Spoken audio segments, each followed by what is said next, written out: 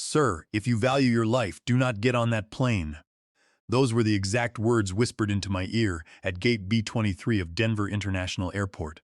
The hand that gripped my shoulder was firm, and the eyes looking into mine belonged to a complete stranger.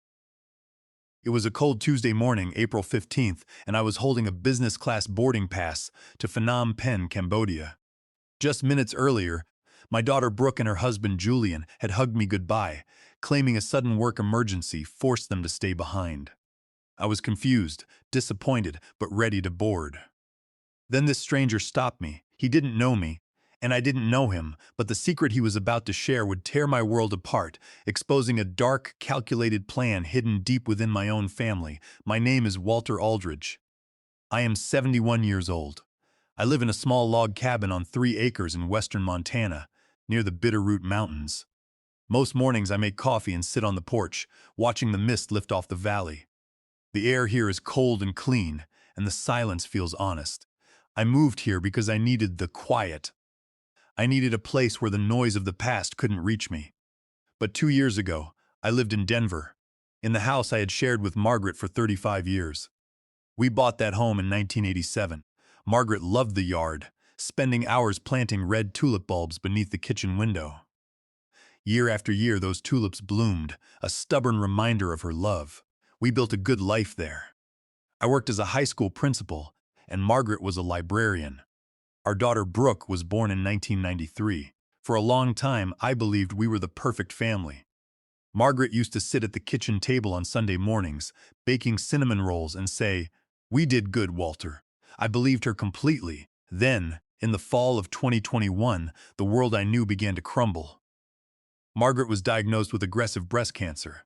We spent nearly $80,000 on treatments, chemotherapy, radiation, and experimental medications that our health insurance company flatly refused to cover.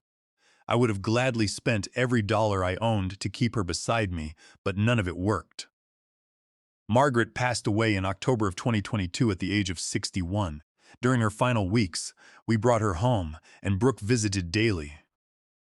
One afternoon, under the soft autumn light, Margaret took Brooke's hand and whispered, "Promise me you will look after your father, Brooke. He won't know how to be alone." Squeezing her hand, Brooke sobbed and promised she would. Margaret smiled, and 3 days later she was gone. After the funeral, the house in Denver felt like a tomb. Everywhere I looked, I saw Margaret. Her reading glasses were still sitting on the side table next to the couch. Her favorite blue cardigan hung over the back of the kitchen chair. I couldn't bring myself to change a single thing. Throwing away her things felt like erasing the life we had shared. I lived in a state of quiet grief, going through the motions of a life I no longer recognized. I mowed the lawn on Saturdays and watered the tulips, but the house felt empty. The silence inside those walls was heavy, pressing down on my chest. Brooke tried to help, visiting me about once a week, usually on Sunday afternoons. Brooke was 30 then, working as a school counselor, and Julian was 33, running a small real estate development firm in Denver. From the outside, they looked like a successful, modern couple. They lived in a beautiful townhouse in Cherry Creek, drove expensive European SUVs, and wore designer clothes. Whenever they visited, Julian would sit on my couch and talk about his latest property deals, while Brooke would nod and offer me gentle smiles. I felt grateful, believing my daughter was honoring her mother's final wish. I had no idea that behind those smiles, they were dealing with a massive financial nightmare, and that my retirement savings of $100,000 and my home equity were already being eyed as the solution. The chain of events that would shatter my life began on a quiet Thursday evening in early April. Brooke had called me earlier that afternoon, asking if she and Julian could come over for dinner. I decided to make pot roast, using Margaret's old recipe. I spent the afternoon browning the meat and chopping carrots and potatoes, the familiar aroma filling the kitchen and bringing back a flood of warmer memories. They arrived at 7 lek. Julian was dressed in a crisp shirt, looking polished as always, and Brooke carried a small gift bag. Dinner went well. We laughed, talked about Brooke's work, and Julian complimented the roast. But as we finished eating and moved to clear the table, Julian reached into his jacket pocket and pulled out a blue envelope. Without saying much, he slid it slowly across the table toward me. "Walter," he said. "Brooke and I want to give you something." I looked at the envelope, puzzled. "What's this?" I asked. "Just open it, Dad," Brooke said, smiling brightly with that familiar, warm expression. I opened the envelope carefully. Inside were 3 airline boarding passes, crisp and neatly printed. They were business-class tickets from Denver International Airport to Phnom Penh, Cambodia. The departure date was April 15th, and the return flight was scheduled for April 22nd. For several seconds, I simply stared at the tickets, my mind struggling to process what I was looking at. "We're all going," Julian said, his voice rich with enthusiasm. "The 3 of us. A family trip." I raised my eyes to look at them, my hands beginning to tremble slightly. "There's more," Brooke added, reaching into the gift bag she had brought and pulling out a glossy paper. It was a booking confirmation for a luxury hotel in Phnom Penh. "We booked 2 rooms right next to each other. We wanted to make sure you were comfortable." I was speechless. I stared at the tickets and the hotel confirmation, the neat lettering spelling out dates and locations that suddenly felt unreal. I couldn't find my voice. Julian leaned forward and placed his hand over mine. "Walter, we know this past year has been incredibly hard on you. We thought it was time you got away, saw something new." He paused, looking at his wife, before continuing. "Margaret always talked about traveling to Southeast Asia, didn't she? We wanted to make that happen for you." Of course she had. Margaret used to collect travel magazines, flipping through pages of ancient temples and tropical forests, saying, "Someday, Walter, someday we'll go," but someday never came for her. Now, holding those tickets, I felt a fragile, long-forgotten spark of hope. I looked at my daughter, tears welled up in my eyes, and for the first time in a year, I let myself believe that the future might hold something other than grief. In the week leading up to our departure, I threw myself into the preparations with an energy I hadn't felt in years. For the first time since Margaret passed away, I had a reason to look forward to tomorrow. I spent a long afternoon at an outdoor gear store in Denver, buying lightweight travel clothes. I bought cargo pants, breathable shirts, a wide-brimmed sun hat, and a sturdy travel backpack. I even bought a money belt to keep my passport and cash secure against my body. The young woman at the cash register smiled and asked where I was heading. When I told her Cambodia, her eyes widened. "That's an amazing country," she said. "You're going to have an unforgettable time." I smiled, feeling a flutter of excitement in my chest. I wanted to believe she was right. The next day, I stopped by a local bookstore and bought a thick travel guide about Southeast Asia, specifically focusing on Cambodia. The book was filled with glossy, colorful photographs of ancient stone temples rising out of dense jungle ruins, bustling night markets illuminated by lanterns, and the wide, muddy expanse of the Mekong River. Every night, I would sit at my kitchen table, slowly turning the pages. I imagined the 3 of us walking through the ruins, Julian pointing out architectural details, and Brooke snapping photos of the scenery. I pictured us sitting at a riverside cafe in Phnom Penh, drinking cold drinks and watching the wooden boats drift by as the sun set. I wanted this trip to be a fresh start for us, a way to rebuild our family bond. I called my old friend Victor Sinclair to share the news. Victor and I had known each other since college, and he had been my closest confidant during Margaret's illness. As a retired county prosecutor, Victor was a man of reason and caution, but he laughed warmly when I told him about the trip. "It's about damn time, Walter," Victor said over the phone. "Margaret wouldn't want you locked up in that house forever, grieving. She'd want you out there seeing the world, living your life. Go, enjoy it. You've earned this." His encouragement made me feel even more confident. I felt like I was doing the right thing, not just for Cecile, but for Margaret's memory. But looking back now, there were small details, tiny warning signs that I should have noticed. I was just too blinded by hope to see them.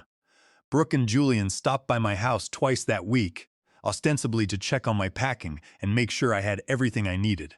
Both visits felt off. Julian was unusually tense. He sat on my living room sofa with his phone glued to his palm, his thumb flying across the screen.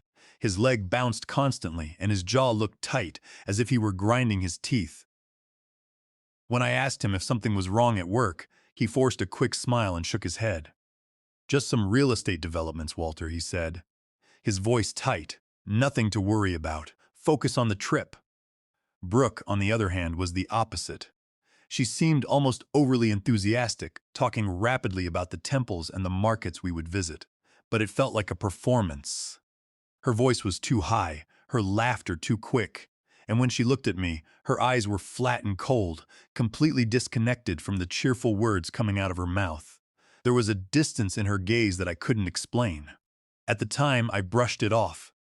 I told myself that they were busy professionals, stressed by their careers, and the effort of taking a full week off to travel with an old man.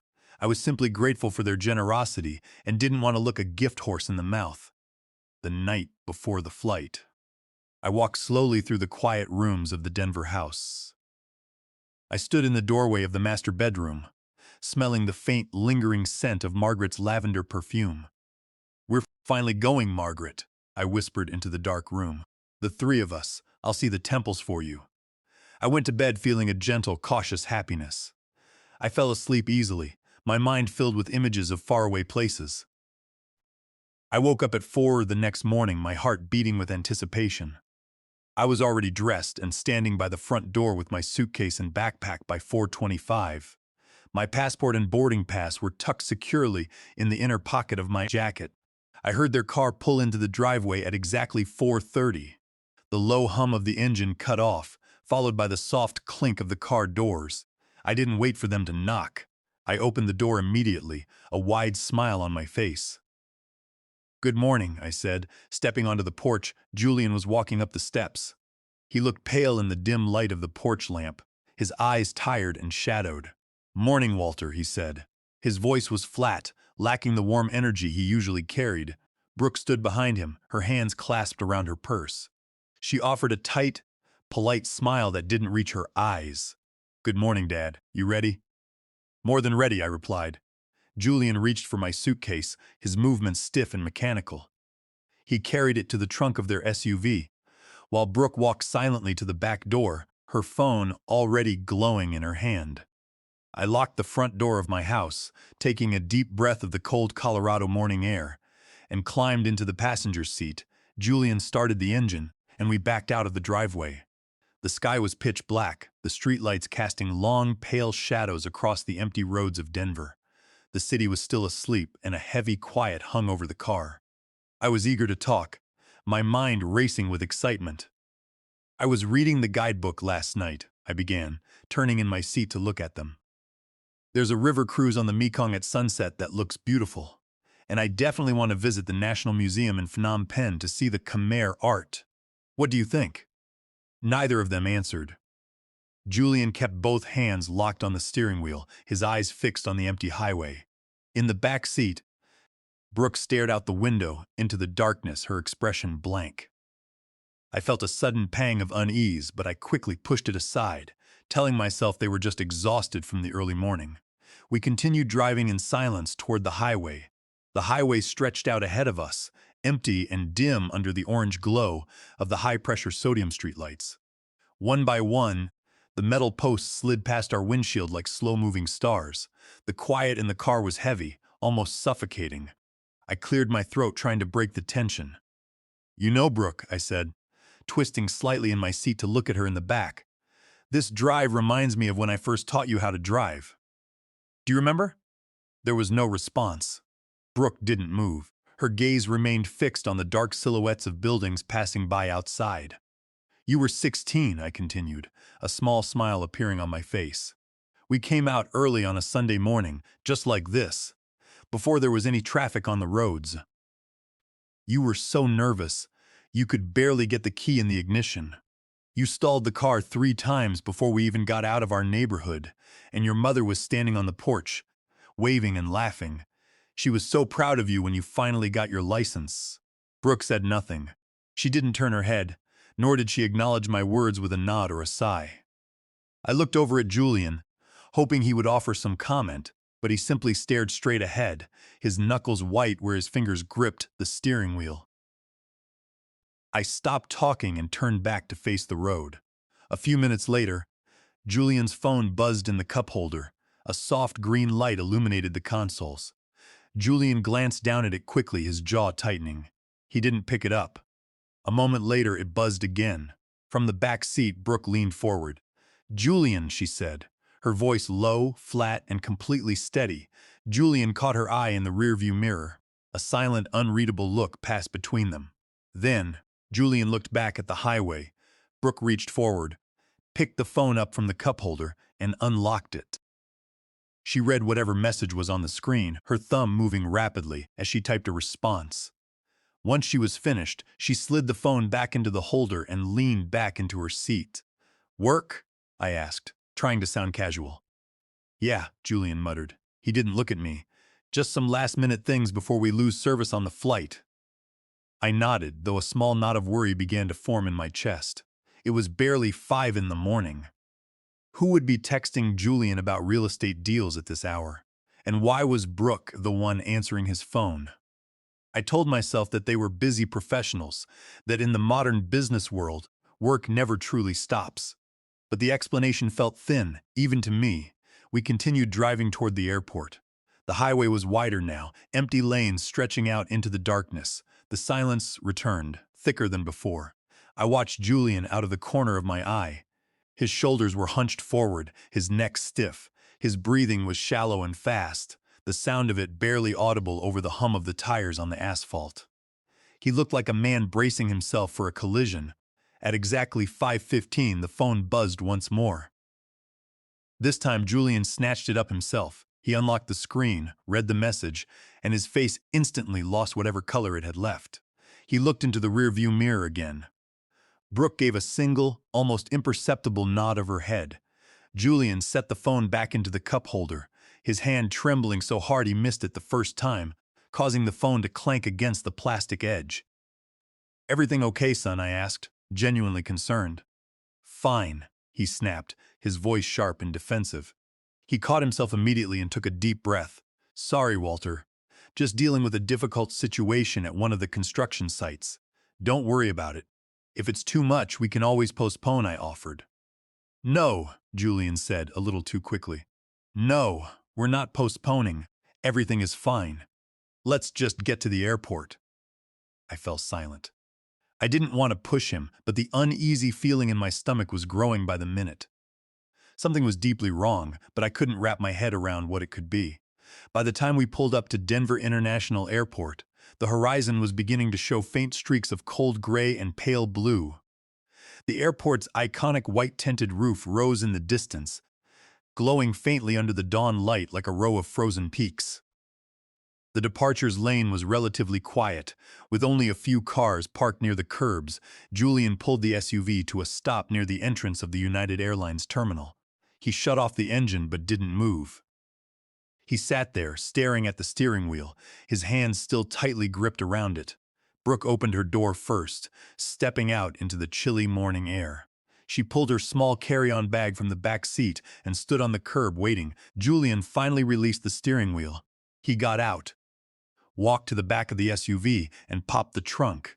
His movements were quick, jerky, and frantic, as if he were in a hurry to get rid of me. He grabbed my suitcase, set it on the curb, and slammed the trunk shut. "Are you coming inside?" I asked, stepping out of the car. He nodded, but he still wouldn't look at me. "Yeah, let's check in." The three of us walked into the terminal. Julian walked a few steps ahead, his eyes scanning the floor. Brooke stayed close to his side, her phone in her hand. I followed behind them, pulling my suitcase, feeling the cool, dry air of the terminal. Inside, the terminal was brightly lit and quiet, the high ceilings echoing with the faint hum of escalators and the occasional announcement. Only a few travelers were moving through the check-in area. We quickly located the business class check-in desk. The line was short, with only one passenger ahead of us. Julian stood beside me, his body rigid. He shifted his weight from one foot to the other, his phone buzzing once in his pocket. He ignored it. Brooke stood on his other side, her arms crossed over her chest, staring up at the departure screens above the counter. When the airline agent called us forward, she greeted us with a professional smile. "Good morning. Where are we flying today?" "Phnom Penh," I said, handing over my passport. Julian reached into his jacket pocket to retrieve his driver's license and passport, but his hand was shaking so violently that when he placed the cards on the counter, they rattled loudly against the plastic surface. The agent glanced at his hand, then up at his face, her expression softening into concern. "Are you feeling okay, sir?" she asked gently. "Just tired," Julian muttered, wiping a bead of sweat from his forehead. Early morning. The airline agent checked our documents and printed out the boarding passes. "Here you go, Mr. Aldridge," she said, handing me my documents with a pleasant smile. "Have a safe flight to Phnom Penh." I thanked her and stepped aside, slipping the boarding passes into my passport. Julian took his documents with a mumbled thank you, his eyes darting toward the security line behind us. Brooke immediately took her pass, her fingers tapping impatiently against the paper. Without waiting for me, they turned and headed toward the security checkpoint. I hurried to keep up with them, pulling my suitcase along the polished linoleum floor. The terminal was slowly starting to wake up, with more travelers trickling in, their voices blending into a low, steady hum. The security line was moving slowly, and Julian was practically vibrating with nervous energy. He kept checking his watch, then his phone, his leg bouncing as we stood in the queue. He was several people ahead of me in the line, having pushed forward without realizing he had left me behind. Brooke stood right behind him, her eyes glued to her screen, completely ignoring my presence.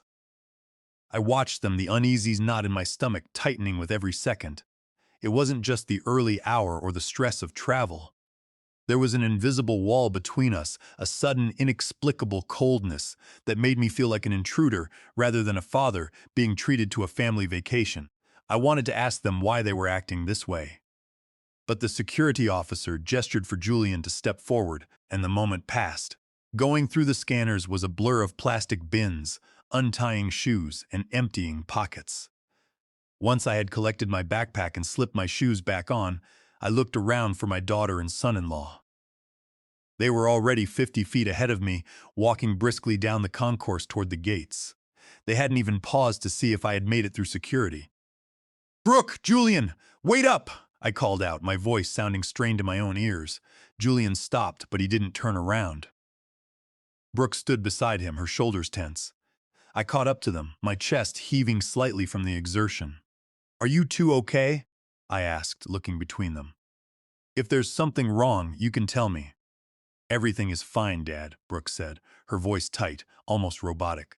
She forced a thin smile that didn't reach her eyes. "We just need to get to the gate. We don't want to miss boarding." "We have plenty of time," I pointed out. "It's not even 6 o'clock yet." "Just let it go, Walter," Julian snapped, his voice sharp. He caught himself immediately and took a deep breath. "Sorry, I'm just stressed about this project in Denver. Let's just walk." We walked in silence toward the airport train that would take us to Concourse B. The terminal was bright and sterile, the fluorescent lights humming quietly overhead. The train itself was crowded with sleepy-eyed travelers, business people holding briefcases and families dragging luggage. I stood between Brooke and Julian, holding onto the silver metal pole as the train sped through the dark tunnels under the tarmac. Neither of them looked at me or spoke a word. Julian stared intently at his phone, while Brooke kept her eyes fixed on the metal doors, her jaw rigid. When the train finally slid to a stop, we stepped off, and I dragged my suitcase behind me, the wheels clicking against the floor tiles in a rhythmic, irritating pattern that seemed to echo my rising anxiety. The excitement I had felt all week was completely gone, replaced by a heavy, suffocating dread. I didn't know what was happening, but my instincts were screaming that something was wrong. We finally reached Gate B23 at 6:15. I looked up at the large blue departure screen mounted above the boarding desk. United Flight 8847, Denver to San Francisco, FO, departure 8 a.m., boarding 7:30 a.m., status on time. From San Francisco, we had a 3-hour layover before boarding our long-haul flight across the Pacific to Taipei, and then finally a short connecting flight to Phnom Penh, Cambodia. It was a long itinerary, nearly 24 hours of travel, but the thought of it had kept me energized all week. Seeing the flight details on the board brought a tiny spark of comfort. I spotted 3 empty seats near the window and sat down, setting my backpack on the empty seat next to me. Julian didn't sit. Instead, he began pacing a small circle near the gate entrance. Every few seconds, he would pull his phone from his pocket, unlock it, stare at the screen, and then shove it back in. His jaw was clenched so tightly that I could see the muscles twitching in his cheek. Brooke sat down in the seat next to me, her posture rigid, her hands folded in her lap. She stared straight ahead, her eyes fixed on the empty jetway door. "Brooke," I said quietly, leaning toward her. She slowly turned her head to look at me. The expression in her eyes was flat, distant, and completely empty of the warmth she usually showed me. "Are you sure you're okay?" I asked. "You look like you're in pain." "I'm fine, Dad," she said, her voice barely a whisper. "Just tired. Really tired. We'll have plenty of time to sleep on the plane," I said, trying to offer some reassurance. "It's a long flight. Once we get in the air, you can relax." She didn't answer. She just looked at me for a long, agonizing moment, then turned her head back to stare at the gate door. The tension in the air between us felt like a wire pulled so tight it was about to snap. I watched her hands, clenching and unclenching her purse, her knuckles pale.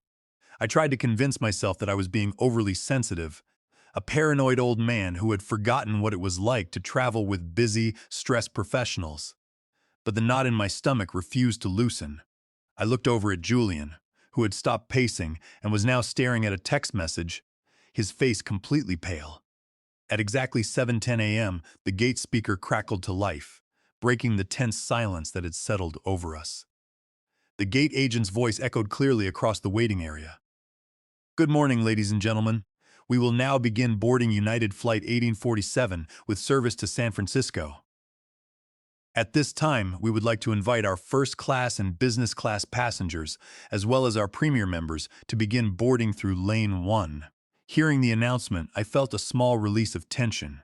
The waiting was finally over. I stood up, adjusting the strap of my travel backpack, and reached for the handle of my rolling suitcase. "All right," I said, offering a small, encouraging smile to my daughter. "That's our group. Let's go." Julian, who had been standing near the window staring at his phone, froze. Slowly, he slipped the device into his pocket and turned to face us. The color had completely drained from his face, leaving his skin a sickly ash gray. His eyes were bloodshot and wide, looking like he hadn't slept in days. He walked toward us, his steps heavy and stiff. Beside me, Brooke stood up slowly.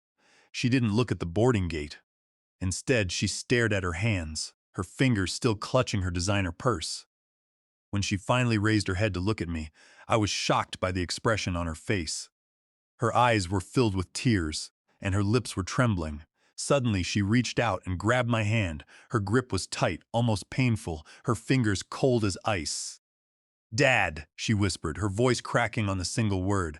"Dad, I need to tell you something."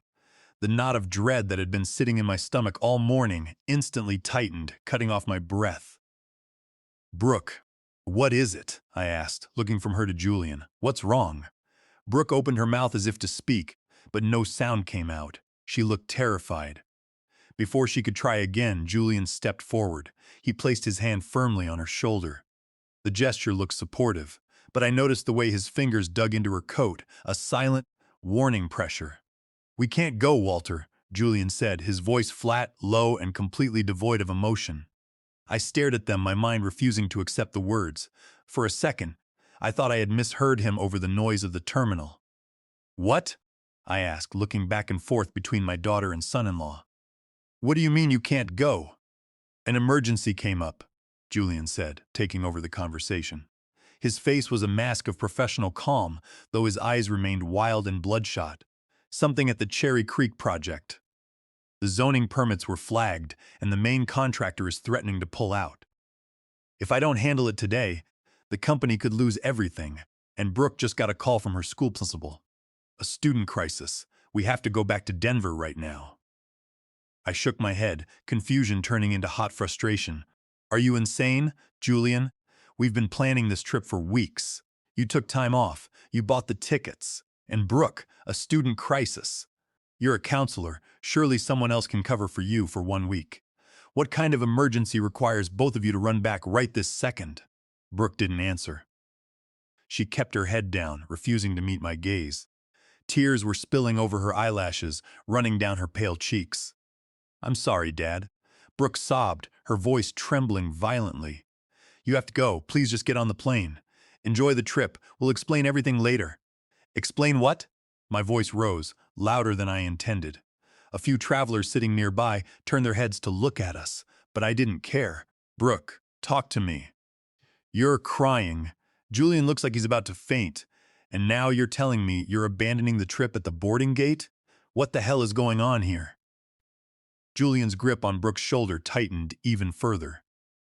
We really have to leave, Walter, he said, his tone turning sharp, almost threatening.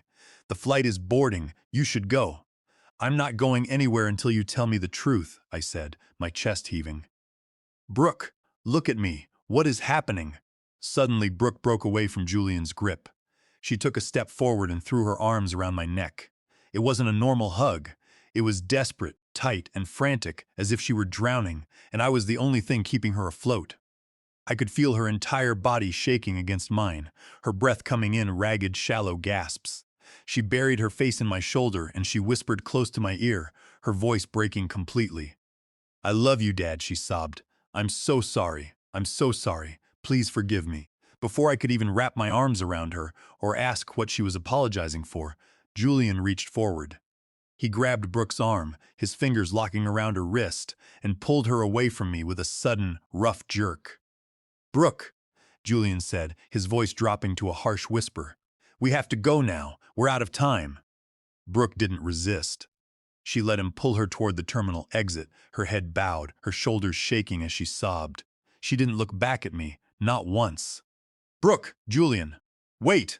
I shouted, taking a step after them. But they didn't stop. They walked quickly, their paces accelerating until they were almost running, disappearing into the crowd of travelers walking down the concourse. Within seconds, they were completely gone. I stood there frozen beside gate B23, my suitcases in one hand and my boarding pass clutched in the other. My heart was hammering violently against my ribs and my head was spinning. The terminal around me buzzed with normal activity, but I felt like I was standing in the middle of a nightmare. People were greeting each other, checking their phones, and sipping coffee. Their world was solid, safe, and predictable, while my own world was cracking open. I looked at the flight information screen above the desk, watching the green letters United Flight 1847 flash. It was a destination I had researched for hours, reading about the ancient temples, the floating villages of Tonle Sap, and the street food of Phnom Penh. I had imagined taking photos of the sunrise over Angkor Wat, holding the camera Margaret had bought me for my retirement. Now that camera felt like a lead weight in my bag, and the destination felt like a dark, unknown void. The gate speaker crackled to life once more, the agent's voice sounding distant and dreamlike. Final boarding call for United Flight 1847 to San Francisco. All remaining passengers should be on board at this time. The boarding door will close in approximately 5 minutes. I looked down at the boarding pass in my trembling hand. Seat 3A. This was the vacation I had spent the past week dreaming about, the journey that was supposed to help me heal from the crushing grief of losing Margaret. But standing there alone, watching the last few passengers step through the doorway into the jetway, I felt completely hollow. The excitement was gone, replaced by a cold, heavy weight. How could I go to Cambodia alone? How could I enjoy a luxury vacation, knowing that my daughter had walked away in tears, practically begging for my forgiveness? I couldn't do it. My stomach was twisted into knots, and a deep, instinctual voice told me that boarding that flight would be a terrible mistake. I took a slow, deep breath, let go of my rolling suitcase handle, and turned away from the gate. I would find a gate agent, explain that I was canceling my flight, and go back to Denver. I needed to find Brooke. I needed to understand what was really happening. I had only taken 2 steps when I felt a hand rest gently but firmly on my shoulder. I flinched, turning around quickly, expecting to see Brooke or Julian running back to the gate. Instead, a stranger stood behind me. The man looked to be in his early 50s, with short, salt and pepper hair, and a face lined with deep wrinkles, the kind that came from a lifetime spent outdoors under the sun and wind. He was wearing a faded blue flannel shirt over a gray t-shirt, worn-out jeans, and heavy leather work boots. He looked like a builder or a rancher, someone who worked with his hands, but his expression was dead serious. His eyes were sharp, dark, and intensely focused on me. "Sir," he said, his voice quiet but steady, cutting through the terminal noise. Please do not get on that plane. He spoke with a low, gravelly voice that carried a distinct Pacific Northwest accent. He wasn't loud, but there was an urgency in his tone that made me freeze. He looked at me not with anger or hostility, but with a deep, haunting sympathy that made my heart drop. It was the look of a man who had seen tragedy and was trying to prevent another one from unfolding before his eyes. "My name is Gerald Thornton," he said quietly, "and I need you to listen to me very carefully. If you value your life, you will stay right here in Denver." I shook my head, trying to pull away from his grip. "Look, Mr. Thornton, I don't know you, and I don't have time for this. I'm dealing with a family emergency, and I need to get my luggage. Leave me alone." "I know about the family emergency," Gerald said, his voice dropping even lower. He leaned in slightly, his eyes holding mine with an intensity that made the breath catch in my throat. "I just spent the last 20 minutes sitting near your daughter and son-in-law over in Concourse A." I froze. The name of my daughter on a stranger's lips hit me like a physical blow. "What?" I whispered. "I was waiting for my flight to Seattle," Gerald explained. Concourse A was relatively quiet. They came and sat down about 2 rows behind me. They thought they were alone, and your son-in-law was on his phone. He was speaking quietly, but he was incredibly tense. "I'm a retired insurance investigator, sir. I spent 30 years listening to people lie for a living. I know when someone is hiding something, and what I heard him say made my blood run cold." A cold sweat broke out across the back of my neck. "What did you hear?" I asked, my voice barely audible. Gerald looked around the terminal, scanning the surrounding gates. "We shouldn't talk here," he said. "It's too open and the gate agent is watching us. There's a Starbucks around the corner near the train station. It's quiet in the back. Give me 5 minutes. If you still want to get on a plane after I tell you what I heard, I won't stop you. But you deserve to know." I hesitated. Every logical instinct told me to walk away from this man, to find an airport security officer and tell them a stranger was harassing me. But the memory of Brooke's desperate hug, her tears, and her whispered apology, "I'm so sorry, Dad, please forgive me," flashed through my mind. There was a connection here, a terrifying thread that tied this stranger's words to my daughter's behavior. The dread in my stomach expanded, filling my chest with a cold, paralyzing certainty.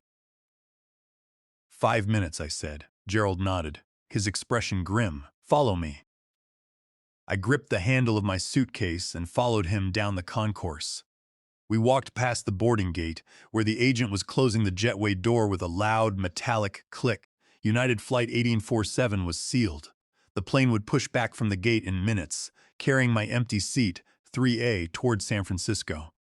A part of me felt a sudden pang of unease, a feeling that I had just thrown away a once-in-a-lifetime vacation. But as we walked into the crowded Concourse B train station, my mind was focused entirely on the man walking ahead of me. We boarded the train, rode it to the main terminal, and walked toward the Starbucks tucked into the corner of the ticketing lobby. The train was packed with passengers, their faces reflecting the bright lights of the underground tunnel. We stood near the doors, holding onto the metal rails, neither of us saying a word. The hum of the train's electric motor and the click of the tracks were the only sounds. I stared at the dark tunnel walls outside the glass, watching the concrete panels flash past. I was hurtling toward the main terminal, leaving my flight and my vacation behind, guided by a stranger who had whispered a warning that I couldn't ignore. It was a journey into the dark, and I had no idea what was waiting for me at the other end. We exited the train and walked toward the Starbucks, tucked into the corner of the ticketing lobby. It was relatively quiet, the morning rush of travelers having moved on to their gates. Gerald led me to a small wooden table near the back, away from the counter and the line of people waiting for coffee. We sat down across from each other. Gerald leaned forward, resting his forearms on the table. Up close, I could see the exhaustion in his eyes, but his gaze remained sharp and steady. "I was sitting in Concourse A about 40 minutes ago," he began, his voice low and calm. "I was waiting for my flight to Seattle, reading a book. The gate area was mostly empty. Then 2 people came and sat down just a couple of rows behind me, a young man and a young woman. I recognized them immediately when I saw them with you at gate B23. My throat felt dry and I swallowed hard. "What did they look like?" I asked, though I already knew the answer. The man was tall, dark hair, wearing a gray jacket, Gerald said. The woman had brown hair, wearing a black coat. They were sitting very close, speaking in hushed tones, but they were arguing. Or rather, the woman was crying, and the man was trying to control her. He pulled out his phone and made a call. He tried to keep his voice low, but Concourse A was quiet enough that I could hear almost every word. I gripped the edge of the table, my knuckles turning white. "Tell me what he said, Gerald. Please." Gerald took a slow breath, his expression darkening. He dialed a number, waited, and when someone answered, he said, "Is everything set for the 16th? There was a pause, and then he said, "He's about to board the plane. I need confirmation that your people are ready." Another pause, and then he said the words that made me freeze. He said, "Phnom Penh, Central Market, Day 3. Make it look like a robbery gone wrong." The room seemed to spin. The chatter of the Starbucks baristas, the hiss of the espresso machine, and the distant rumble of the airport train all faded into a dull, rushing sound in my ears. "No," I whispered, shaking my head. "No, that's impossible. You must have misheard him. Julian he's my son-in-law. They wouldn't do that." "I didn't mishear, Walter," Gerald said firmly. His eyes locked on mine with absolute conviction. "I spent 3 decades listening to people plot fraud and scams. I know exactly what I heard. And there was more." "What else?" I gasped, my chest feeling completely hollow. "The young woman, your daughter, she was crying," Gerald continued. "She grabbed his arm and said, 'Julian, we can't do this. He's my father. If something happens to him, I'll never forgive myself. Let's just call it off.' But the man, Julian, he got angry. He shook her off and whispered fiercely, 'It's already done, Brooke. The deposit was sent 2 weeks ago. We can't stop it now. If he doesn't get on that plane, we lose the townhouse, the firm, everything. We have no choice.'" I stared at Gerald, my heart hammering like a trapped bird. Brooke wanted to stop it. She wanted to call it off. The memory of her desperate, tearful hug suddenly made perfect, terrifying sense. "I'm so sorry, Dad. Please forgive me." She wasn't crying because she was stressed about a school crisis. She was crying because she knew she was sending her father to his death, and she was too weak to stop her husband. "Julian told her to pull herself together," Gerald said, his voice flat. He said, "We're going to collect $350,000. We won't have to worry about the debt anymore. Just make sure he gets on that plane." Then he stood up, grabbed her arm, and pulled her to her feet. They walked quickly toward Concourse B, toward your gate. I knew I couldn't just sit there. I followed them. "You followed them?" I asked, my voice cracking. "Yes," Gerald said. "I kept my distance, but I watched them approach you at gate B23. I saw your daughter break down and hug you. I saw the man pull her away, and then I saw them run toward the terminal exit, leaving you standing there alone. When I saw you head toward the jetway door, I knew I had to intervene. I lost my own daughter, Walter, 10 years ago in a hit-and-run accident. I know the pain of losing a child, but I couldn't stand by and watch a father be sent to his grave by his own family. Not when I had the power to stop it." Tears filled my eyes, hot and fast, spilling over my cheeks and dripping onto the wooden table. I sat there at the small cafe table, completely shattered, the noise of the airport swirling around me like a distant storm. My own daughter, the child Margaret and I had raised, the girl I had carried in my arms and taught to walk, had sat in my living room and smiled while planning to have me killed in a foreign country. She had stood on her mother's deathbed and promised to take care of me, only to agree to my murder for a life insurance payout. The sheer horror of it was suffocating. I couldn't breathe. I felt a cold tightness in my chest, a physical pain that radiated down my left arm. I was struggling to find oxygen, my lungs refusing to expand. Gerald reached across the table and placed his hand over mine, his grip firm. "Breathe, Walter," he said, his voice calm and steady. "Just breathe. You are here. You are safe. The plane left without you." I took a long, shuddering breath, trying to steady the room. I looked at the coffee cup, then out the window at the distant runways. The bright Denver sun felt blinding, like a searchlight pointing at my misery. "They mentioned $350,000, I said, my voice barely a whisper. "I only have $100,000 in savings. The rest of my money went to Margaret's cancer treatments. But my house in Denver, it's paid off. It's worth at least $500,000. Julian knew that. He's a real estate developer. If they forged a life insurance policy, they'd need your personal details, Gerald said, his expression grave. And they'd need access to your bank accounts. You need to call someone, Walter. Someone you trust completely who can check your house, your files, and your bank records right now. If this is happening, there will be a paper trail. You need to find it before you do anything else. I nodded, my hands shaking so violently that I almost dropped my phone on the floor. I knew exactly who to call. Victor Sinclair. My fingers were trembling so violently that I struggled to navigate my phone's contact list. My vision was blurred with tears, and my heart hammered against my chest. Finally, I found his name and pressed call. Victor Sinclair. In 30 years of friendship, Victor had always been the voice of reason in my life. He was a retired county prosecutor, a man who dealt in cold, hard facts, evidence, and the law. If there was anyone who could look at this terrifying situation and help me find the truth, it was him. The phone rang once, twice, 3 times. I gripped the plastic edge of the phone tightly, silently begging him to pick up. On the 4th ring, his voice came through the line, sounding sleep-heavy but warm. "Walter?" Victor said. "It's barely 10 to 8 in the morning. What's going on?" "Victor," I gasped, my voice breaking. I tried to swallow the lump of panic in my throat, but it felt like swallowing dry sand. "Victor, I need you to do something for me right now. Please." The sleepiness in Victor's voice vanished instantly, replaced by the sharp, focused tone he used to have in the courtroom.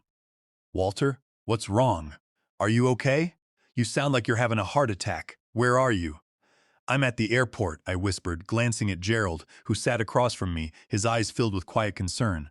I was about to board the flight to Cambodia. But Brooke and Julian, they just left. They claimed there was an emergency and ran off. And then a man stopped me, a stranger. He told me he overheard them talking in Concourse A. There was a long silence on the other end of the line. I could hear Victor sitting up in bed, the sheets rustling. "What did he overhear, Walter?" "Julian was on the phone," I choked out, the words feeling like knives in my throat. "He was arranging something in Phnom Penh.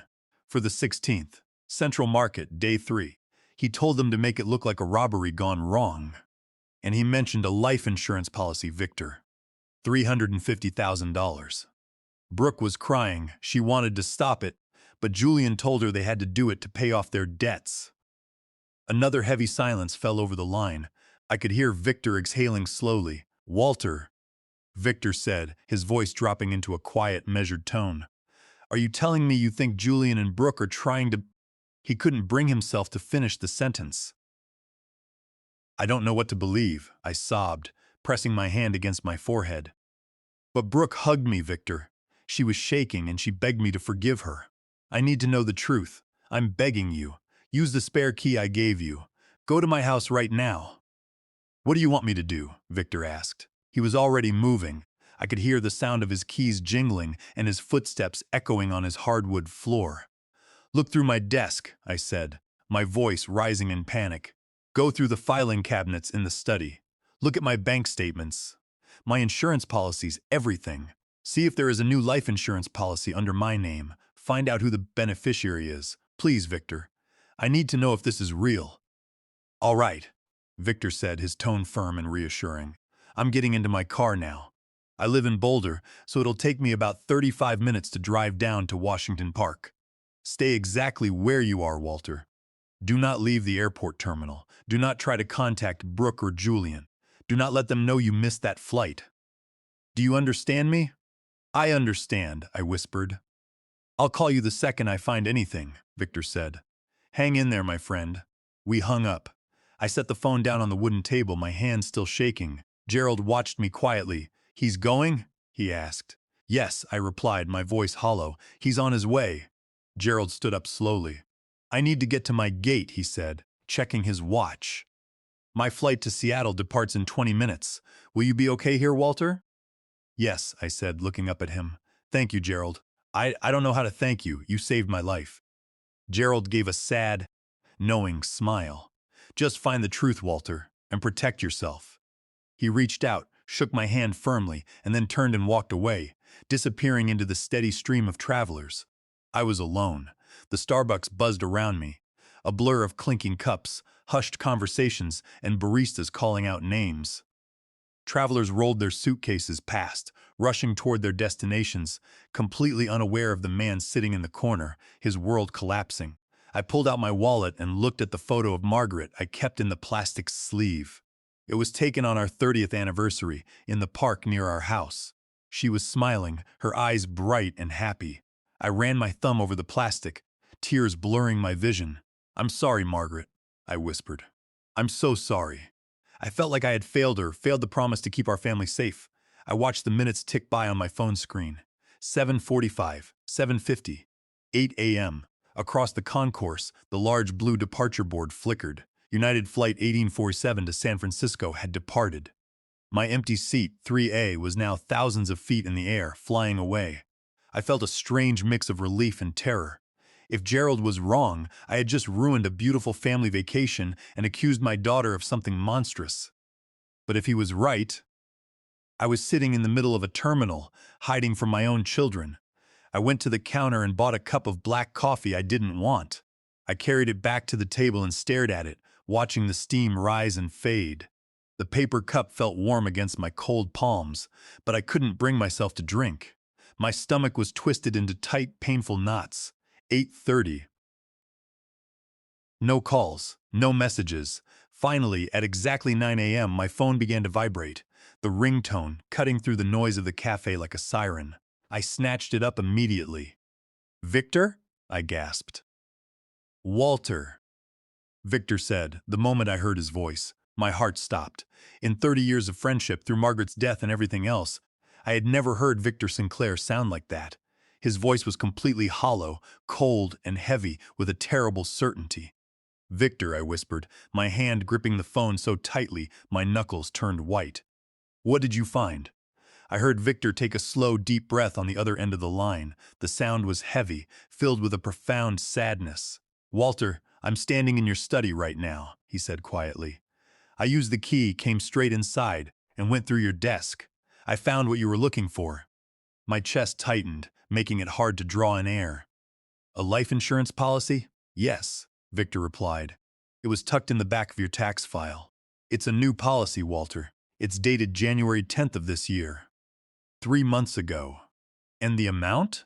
I asked, my voice barely a whisper. $350,000, Victor said, his voice flat, just like the stranger at the airport said. The Starbucks seemed to go completely silent. I stared down at my untouched cup of coffee, the dark liquid reflecting the bright fluorescent lights of the terminal. The horror was real. The stranger Gerald hadn't misheard. The plot was real. Who is listed as the beneficiary, Victor?" I asked, my voice trembling. Victor hesitated for a moment.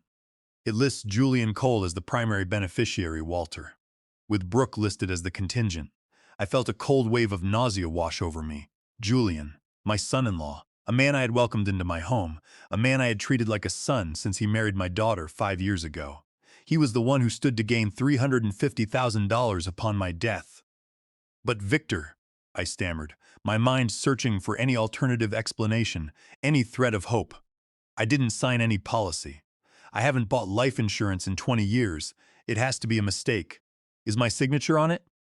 "Yes, it is," Victor said, his tone turning clinical, the retired prosecutor in him taking control. "The signature looks very convincing at first glance. The spacing, the slant, the way the W loops, it looks exactly like your writing. But Walter, I've seen your signature on hundreds of documents over the last 30 years. I know how you write. And when I look closely at this document under the desk lamp, something is wrong. The line quality is too smooth. The pen pressure is unnaturally, even throughout the entire name. There are no hesitation marks, no natural variations. It looks like it was traced. It's a forgery, Walter. A highly skilled forgery, but a forgery nonetheless." I closed my eyes, tears escaping and running down my face. My signature had been copied, practiced, and inked onto a document that valued my life at $350,000. "Is there anything else, Victor?" "Yes," Victor said, his voice turning even grimmer. "I turned on your computer. I know your password was Margaret's birthday, so I logged in and checked your bank account. I wanted to see if there were any unusual transactions, and I found one." My stomach churned. "What transaction?" On April 1st, exactly 2 weeks ago, there was an online transfer of $12,000 from your savings account, Victor said. It was sent to an external account. Did you authorize that, Walter? No, I said, my voice cracking with sudden panic. No, I didn't touch my savings. I haven't made any large transfers since Margaret's funeral bills. $12,000? Where did it go? The bank records show the transfer was initiated online, Victor explained. I can't see the recipient's name from this portal, but I looked at the login history for your online banking. On the morning of April 1st, there was a login from an IP address that doesn't belong to your house. I ran a quick search on the IP. It traces back to the Cherry Creek neighborhood. Walter, it matches the internet connection at Julian and Brooks' townhouse. I pressed my hand against my mouth to stifle a sob. The pieces of the puzzle were falling into place, each one more horrifying than the last. The $12,000. The deposit Gerald had heard Julian mention in his hushed argument with Brooke. The deposit was sent 2 weeks ago. We can't stop it now. They had stolen $12,000 of my own retirement money to pay a hitman in Cambodia to have me killed. Oh my God, I whispered, the weight of the realization crushing me. They used my own money. Victor, they used my own money to buy my death. There's more, Walter, Victor said quietly. I found a laptop sitting on your dining room table. It's Brooke's old work laptop. She must have left it here during their visit last Sunday. It wasn't locked. I opened the browser and I looked at the search history from 2 weeks ago. I held my breath, terrified of what he was going to say next. The searches were all conducted on April 1st. Victor said, his voice trembling slightly. Search terms: Phnom Penh crime statistics, accidental death of American tourist in Southeast Asia, how long does a foreign death certificate take to process, and life insurance payout timeline for accidental death abroad. And there are emails, Walter. Emails between Julian and an encrypted Proton Mail account under the name Fixer Paw. The subject line reads, Confirmation.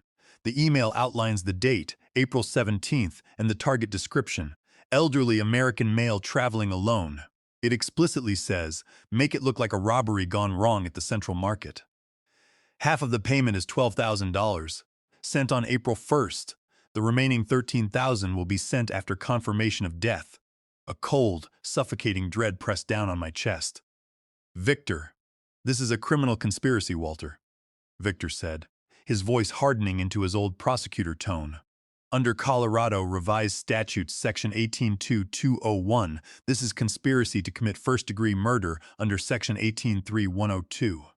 It's a Class 2 felony, and the forged signature on the policy is forgery under CRS 18.5.102, a Class 5 felony. They've also committed financial exploitation of an at-risk elder under CRS 18.6.5.103 since you are 71. This is a massive, coordinated felony.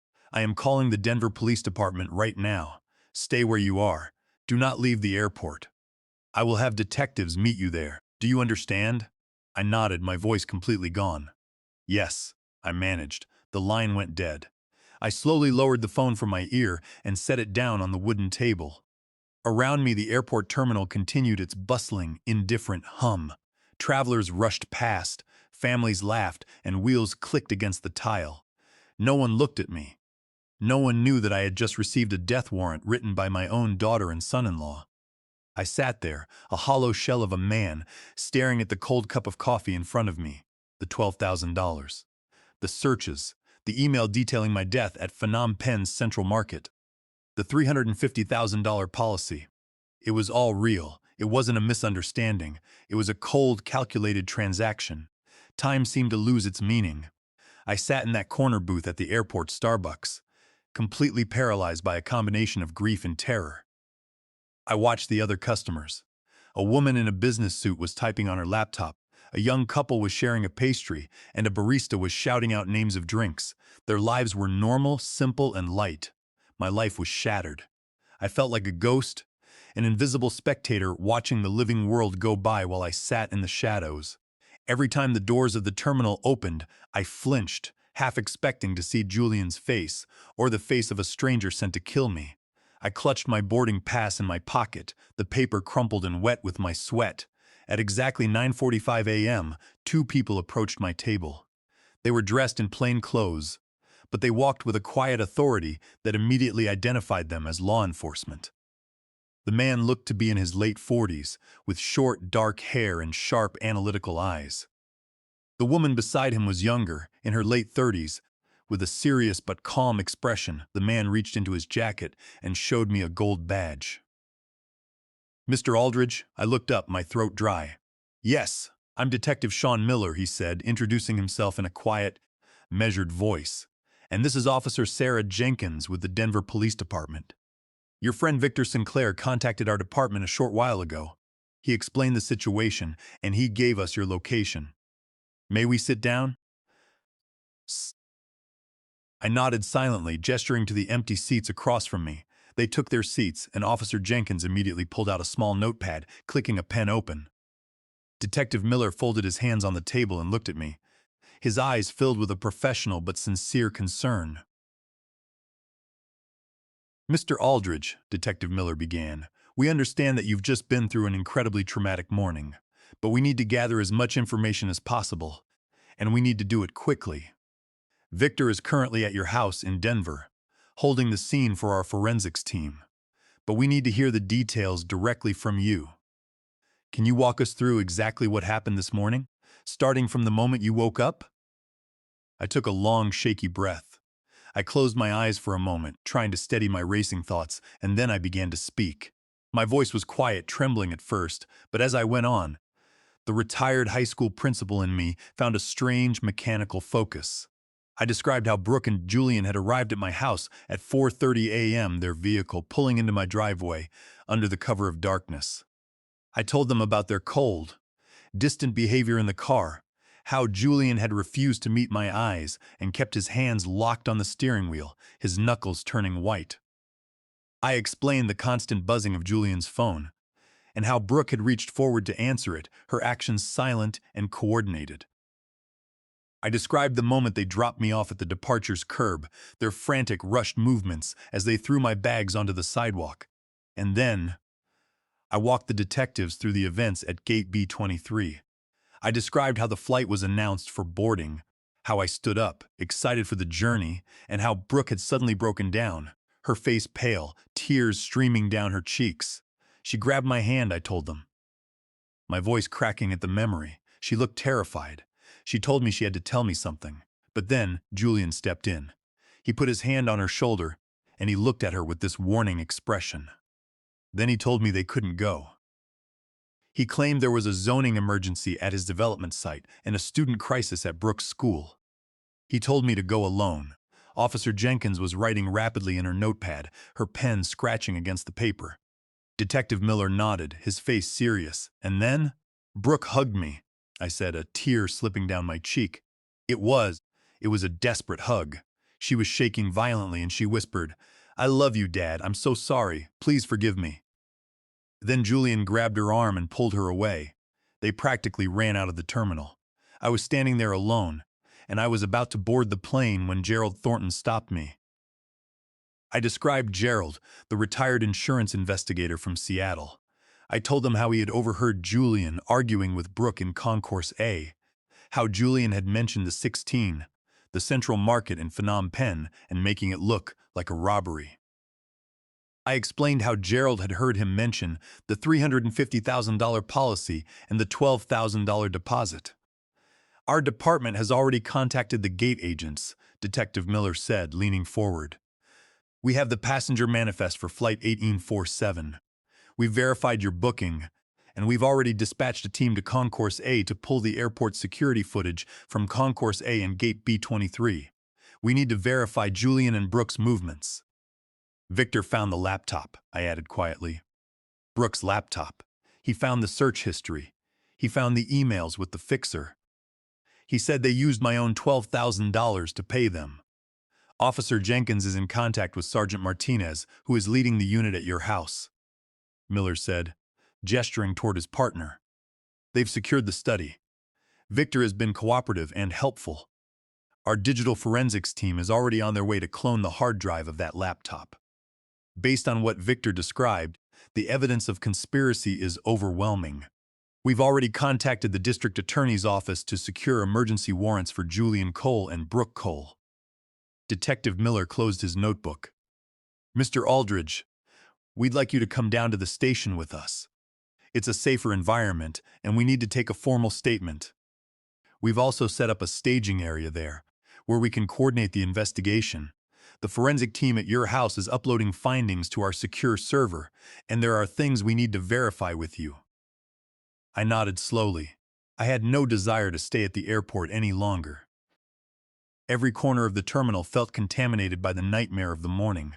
I gathered my backpack, and Officer Jenkins took my rolling suitcase. They escorted me out of the terminal through a side exit, avoiding the main departure lanes. We rode in the back of an unmarked police sedan, the Denver skyline rising in the distance under a pale spring sky. I stared out the window, watching the highway lane markings blur past. Only a few hours ago, I had ridden along this same road with my daughter and son-in-law, my heart full of hope. Now I was in a police vehicle, heading toward headquarters. The silence inside the sedan was different from the silence in Julian's car. It was a professional, alert silence, broken only by the quiet static of the police radio and the occasional murmur of dispatch codes. Officer Jenkins looked at me through the rearview mirror, her eyes carrying a quiet professionalism. I appreciated that they didn't try to make small talk. They knew there were no words that could make this better. We arrived at the Denver Police Department headquarters in downtown Denver. The building was a maze of gray corridors, secure doors that buzzed open, and busy offices where officers in blue uniforms moved with a constant quiet urgency. Miller led me to a small room near the back of the building. It was a standard interrogation room, sterile and cold. The walls were painted a flat gray, and the only furniture was a rectangular metal table and 3 heavy plastic chairs. A large one-way mirror occupied one of the walls. It was the kind of room I had only seen in movies, a place designed for suspects, not victims. "I apologize for the setting, Walter," Miller said gently, pulling out a chair for me. "But this is the most secure room we have available right now. Jenkins is going to grab you some water." I sat down, placing my hands on the cold metal surface of the table. They were still trembling. A few minutes later, Officer Jenkins returned with a paper cup of water and a laptop, which she set on the table and opened. "Mr. Aldridge," Detective Miller said, sitting across from me and turning the laptop screen so I could see it. "Our forensics unit at your house has already begun extracting data from Brooke's laptop, and we've accessed your online bank statements. We've also obtained an emergency subpoena for the digital transaction logs. I want to show you what we've found so far to confirm if any of this was authorized by you." He clicked on an image file. A high-resolution scan of the Western Mutual life insurance policy filled the screen. "This is the policy Victor found in your study," Miller said, pointing to the screen. "It's a $350,000 accidental death policy. As Victor noted, the signature looks remarkably like yours.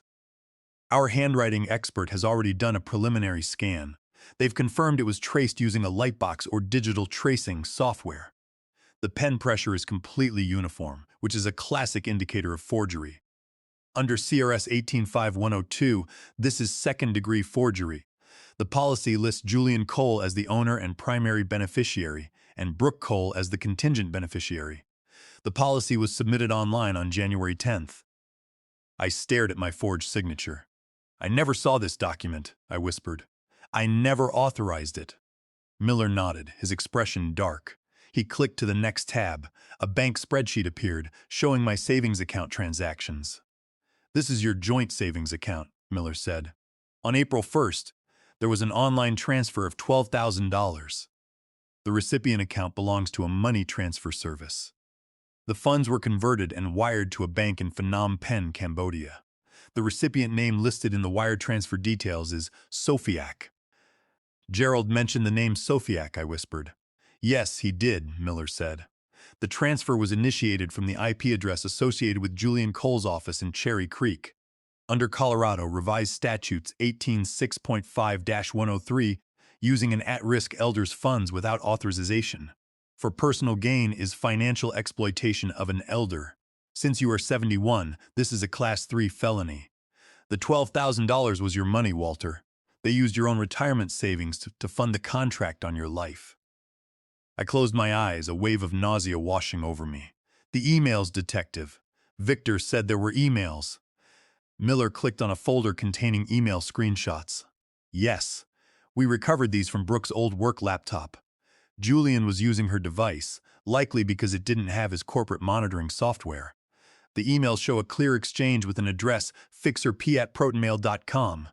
Let me read you the message sent by Julian on April 2nd. Miller leaned in, reading from the screen. Target departs Denver April 15th, arriving Phnom Penh April 16th. Hotel is Palace Inn, room 304. Central Market excursion is scheduled for April 18th. Target will be walking alone near the western entrance of the market at 10 a.m. Confirm your team is ready. And the reply from Cambodia. Understood. 10,000 received. 2,000 for logistics. We will wait near the silver stalls. The hit will look like a mugging gone wrong. The market is very crowded at that hour. It will be over in seconds. Confirm final payment of 13,000 upon proof of death. Hearing the dry, businesslike words, I felt a wave of cold sweat break out across my face. The itinerary. The hotel rooms Brooke had chosen with such excitement. The hotel they booked, room 304. The suggestion that I visit the Central Market on day 3 of the trip.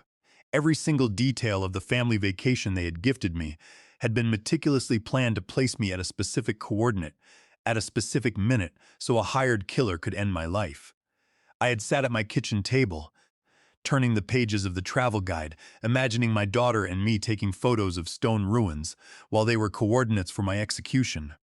I buried my face in my hands and wept, my shoulders shaking. The betrayal was complete. Detective Miller let the silence hang in the room for a moment, letting me process the horrifying details of the plan. Then he reached forward and shut the laptop screen.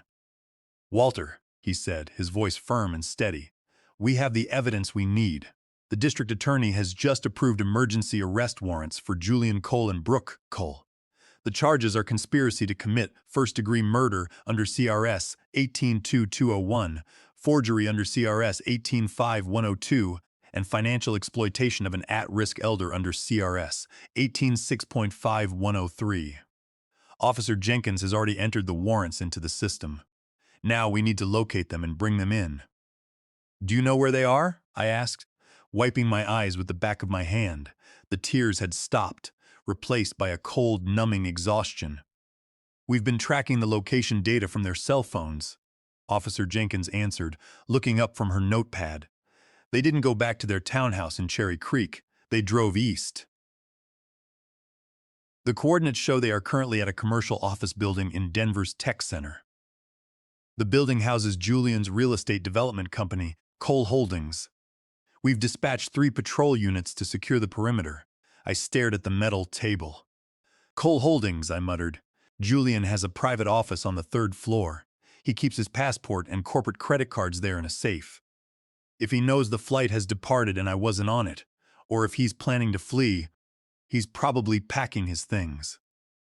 That's exactly what we suspect, Detective Miller said, standing up. Julian's development company has been struggling financially. Victor mentioned that Julian owes several $1,000,000 to private creditors and is facing foreclosure on his Cherry Creek properties. He had borrowed money at high interest rates from private lenders to fund the construction of Lux Terrace, expecting a quick sellout.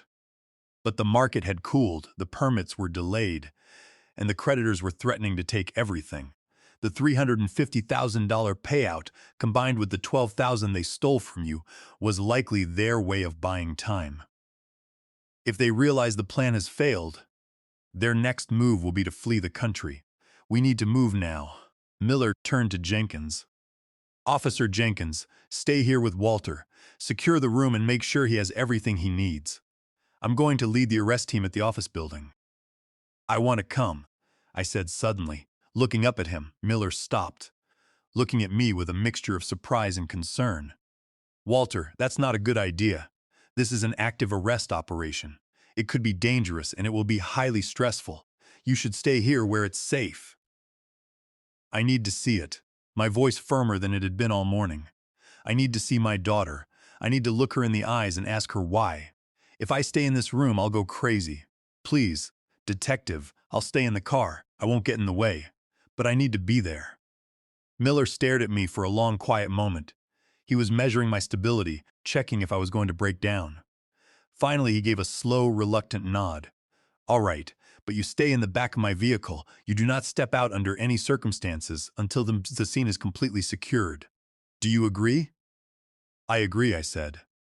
10 minutes later, we were back in the unmarked police sedan, speeding southeast along Interstate 25 toward the Denver Tech Center. Detective Miller was driving, his eyes fixed on the road, while Officer Jenkins sat in the passenger seat, coordinating with the patrol units over the radio. I sat in the back seat, my head resting against the glass of the window, watching the dry Colorado prairie give way to the sprawling glass towers of the tech center. As the tires hummed against the highway, my mind drifted back to Julian and Brooke's wedding in 2021. It had been an extravagant affair at a luxury resort in Aspen, costing over $40,000. I had offered to help, but Julian had insisted on paying for everything himself, bragging about his company's success. He was a man obsessed with status, with driving the newest cars, wearing custom suits, and belonging to the most exclusive country clubs. Brooke, who had always been a simple girl who loved hiking and reading, slowly began to change under his influence. She stopped visiting her old college friends, replaced her wardrobe with designer labels, and started talking about property investments. I had brushed it off as the natural transition of a young couple finding success in the city. Now I realized it was the beginning of the trap. Julian's greed had consumed her, pulling her down into a black hole of debt, until they were willing to trade my life to keep their illusion of wealth. Unit 2 is in position at the main entrance, Jenkins reported, her voice calm and professional. Unit 4 is covering the parking garage. The suspect vehicle, a black Range Rover, is parked in slot 45 of the executive garage. The engine is cold, which means they've been inside for at least 30 minutes. I sat in the back seat, clutching my hands together. The Denver Tech Center slid past the window. A forest of modern glass and steel office towers reflecting the bright morning sun. The normal world was going about its Tuesday business. People were walking to meetings, buying lunch, sitting at their desks. While I was riding in a police car to watch my daughter be arrested for plotting my murder, we pulled into the parking lot of a modern 3-story brick building. 2 marked Denver Police Patrol cars were already parked near the entrance, their light bars flashing silently. Several uniformed officers were standing near the doors, their hands resting on their utility belts. Detective Miller parked the sedan in a spot facing the building's glass entrance. He turned off the engine and looked back at me in the rearview mirror. Remember the agreement, Walter. You stay in the car. Jenkins, you stay with him. Copy that, Detective, Jenkins said. Miller opened his door, adjusted his jacket to conceal his service weapon, and walked toward the entrance, joining the uniformed officers. I watched them walk through the sliding glass doors, disappearing into the building's lobby. The waiting began. It was the longest, most painful wait of my life. The silence inside the parked sedan was heavy. Officer Jenkins sat in the front seat, her eyes fixed on the entrance, her hand resting near her service radio. I sat in the back, my fingers interlaced so tightly they were numb. I looked at the glass double doors of the office building, counting the seconds in my head. 10 seconds, 30 seconds, a minute. Every tick of the clock felt like a physical weight pressing down on my chest. The office park was quiet. A silver delivery truck drove past, the driver humming along to a radio song. A flock of pigeons landed on the neat lawn, pecking at grass seeds. It was a normal morning, a beautiful spring day, and yet my family was being torn apart. I watched the windows on the 3rd floor of the brick building. That was where Julian's office was located. Lux Terrace, the project that had ruined him, was only a mile away. It was a concrete shell, surrounded by chain-link fence and warning signs, a monument to his greed and his failure. I thought about the first time I had met Julian. It was at a family dinner 5 years ago. He had brought a bottle of expensive wine, shook my hand firmly, and talked about how much he loved Brooke. I had thought he was a good man. I had believed my daughter had found a partner who would protect her. Now I was waiting to see him let out in chains. "They're inside the 3rd floor suite," Jenkins said quietly, her radio crackling to life. Unit 2 is in the lobby. Detective Miller is entering the office now. I nodded, my throat too tight to speak. I stared at the flashing blue lights of the patrol cars, their reflections dancing across the glass facade of the building. The contrast was stark. The quiet suburban morning, the clean professional office park, and the dark, terrifying reality of what was happening inside. Another 3 minutes crawled by. My heart was beating so loud I was sure Jenkins could hear it in the front seat. Suddenly, the double glass doors slid open. Detective Miller walked out first. His face was set in a grim professional mask. Behind him, 2 uniformed officers emerged, holding the arms of a tall man in a dark gray suit, Julian. His expensive Italian jacket was wrinkled, his white shirt collar unbuttoned and crooked. His tie was missing. His wrists were pulled behind his back, locked in silver steel handcuffs. His head was bowed, his dark hair messy, but as the officers guided him down the concrete steps toward the parking lot, he raised his eyes. He scanned the parking lot, looking at the patrol cars, and then his gaze locked onto the unmarked sedan where I sat. He froze for a fraction of a second, his feet slipping on the concrete step. Through the tinted window of the car, our eyes met. The expression that crossed Julian's face was a mixture of absolute shock, panic, and sheer disbelief. His jaw dropped slightly, and his eyes widened. In that single silent second, he realized that I hadn't boarded Flight 1847. He realized that the fixer in Cambodia would never send the confirmation email and that the Western Mutual policy would never pay out. The game was completely, utterly over. The officers yanked his arm, forcing him to keep moving. He looked away, his face turning an ash gray as they opened the back door of a marked patrol unit and shoved him inside. Right behind them, the glass doors slid open again. 2 female officers walked out, escorting a woman in a black wool coat. Brooke, my heart broke into 1,000 jagged pieces. She was my baby, the little girl I had tucked into bed, the daughter who had held her mother's hand as she died. Now, she was walking down the steps of a commercial office building, with her hands cuffed behind her back. Her head was bowed, her shoulders shaking violently as she sobbed. Her makeup was smeared across her cheeks, dark trails of mascara running down her pale skin. As they reached the bottom of the steps, she looked up. Like Julian, she scanned the parking lot, and her eyes found the sedan. She saw me sitting in the back seat. She stopped. A soft, strangled cry escaped her lips. "Dad," she sobbed, her voice muffled by the glass, but I could read the movement of her lips. "Dad, please, I'm sorry." She tried to pull away from the officers, trying to step toward my car, but they held her wrists firmly, their grips unyielding. "Suspect is resisting," one of the officers muttered, pushing her gently but firmly toward the second patrol car. "Dad!" Brooke screamed again, her face twisting in pain and terror. "Julian made me do it. Please, Dad, I didn't want to. Please!" The officers opened the door of the second patrol unit, guided her head down, and placed her inside.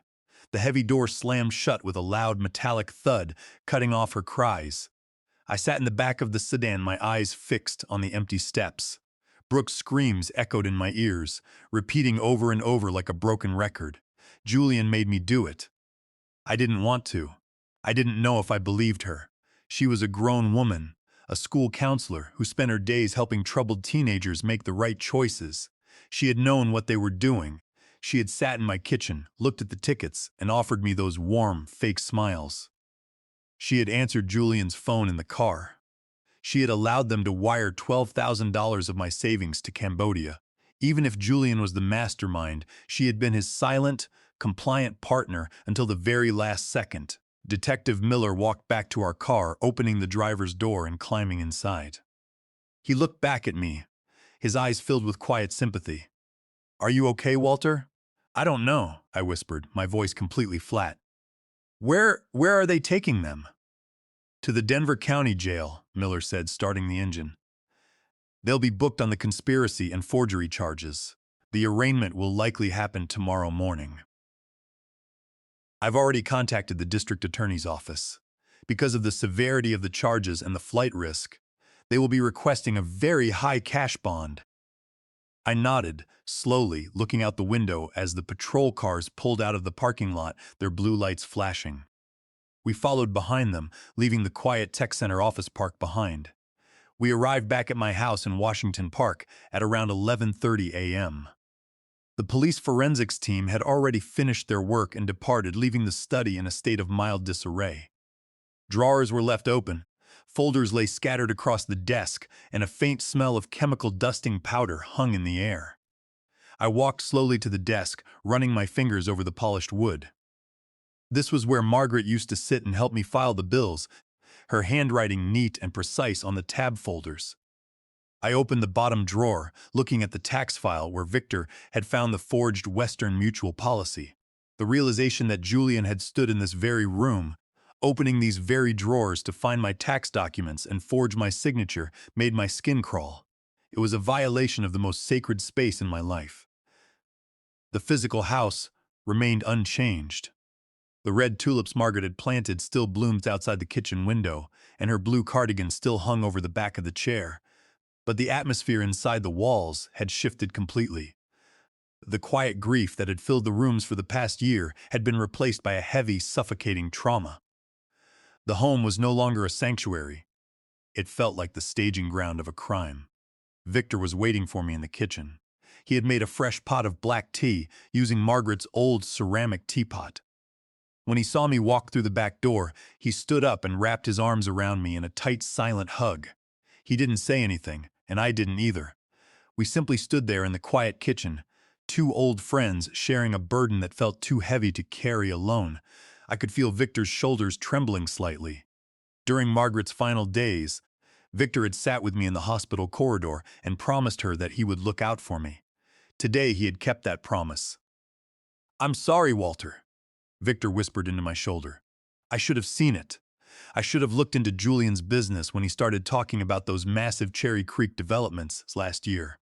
I could have stopped this before it ever reached the airport." I shook my head, squeezing his shoulder. It wasn't his fault. We had all been blinded by our desire to see Brooke happy. "Let's sit down, Walter," Victor said gently, pulling out a chair for me.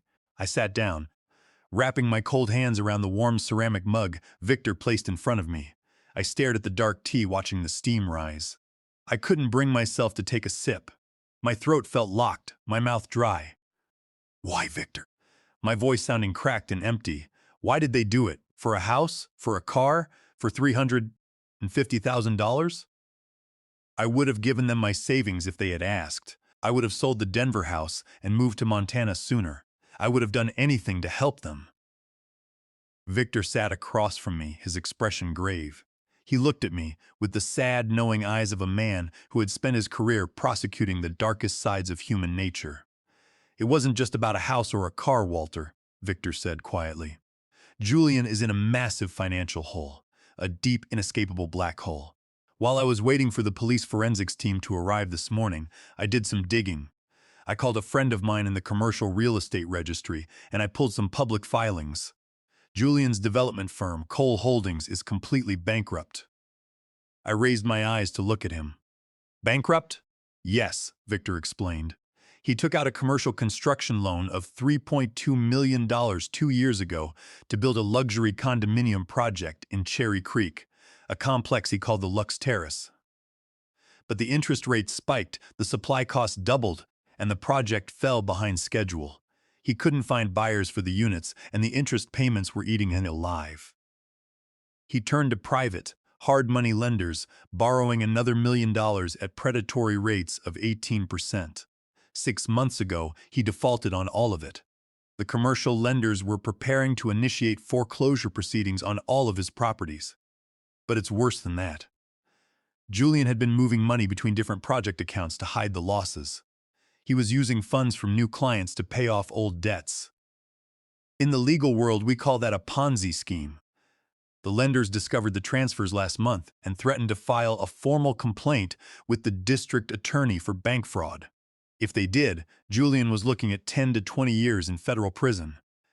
I listened, my mind struggling to process the scale of the deception. "And Brooke?" I asked. "She's a school counselor. How could she agree to this?" "Brooke was trapped, Walter," Victor said, his voice softening with sympathy. "Julian had convinced her that they were partners in everything. When the firm started failing, he had her sign joint personal guarantees on the commercial loans. If the company collapsed, Brooke was personally liable for the $3 million. She would have lost her counselor's license, her townhouse, her savings, and her career. Julian manipulated her fear. He convinced her that they had no choice, that the insurance payout was the only way to save their lives. He told her that you were old, that you had lived a full life, and that this would solve all their problems. It doesn't excuse what she did. Not in the eyes of the law, and not in the eyes of a father, but it explains how she let herself be led into this darkness.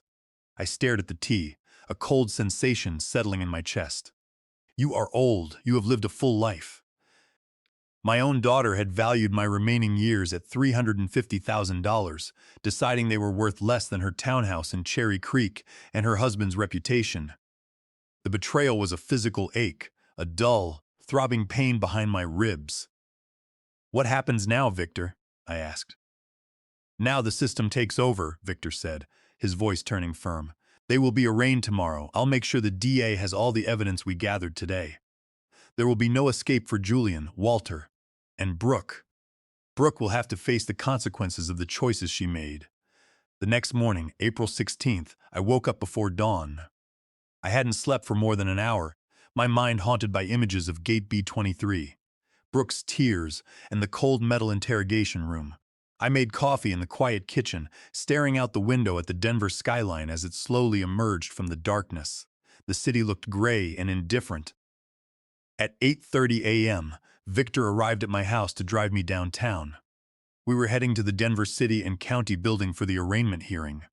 As we pulled up to the courthouse, I was shocked to see a crowd of news vans and reporters gathered near the steps. Cameras were mounted on tripods, and journalists were speaking into microphones. The news of our family tragedy had already leaked to the press. The local headline on the morning broadcast had been brutal. Prominent real estate developer and school counselor arrested in murder-for-hire plot against retired principal father. We walked through the side entrance of the courthouse, bypassing the main crowd of reporters, and made our way to courtroom 4D on the 4th floor. The corridor outside the room was packed with onlookers, journalists, and a few of Brooke's colleagues from the school district, their faces mixtures of shock and morbid curiosity. Victor guided me through the crowd, his firm grip on my elbow keeping me moving. We entered the courtroom and took our seats in the front row of the gallery, directly behind the prosecution table. The room was bright, sterile, and smelled of polished wood and industrial cleaner. A heavy wooden railing separated the public gallery from the court well. At exactly 9 a.m., the bailiff stood up and announced the entry of the judge. All rise for the Honorable Judge William Vance. The bailiff projected. We stood up as a tall, white-haired man in a black robe entered from a side door and took his seat behind the elevated bench. Judge Vance adjusted his glasses and looked down at a stack of documents in front of him. "You may be seated," he said, his voice deep and authoritative. "We are here for the arraignment in the case of the people of the state of Colorado versus Julian Cole and Brooke Cole." A side door opened, and the sound of clinking metal echoed through the courtroom. 2 sheriff's deputies entered, escorting Julian and Brooke. I caught my breath. They were dressed in baggy, dark green jail jumpsuits, their hands and ankles bound by heavy steel chains.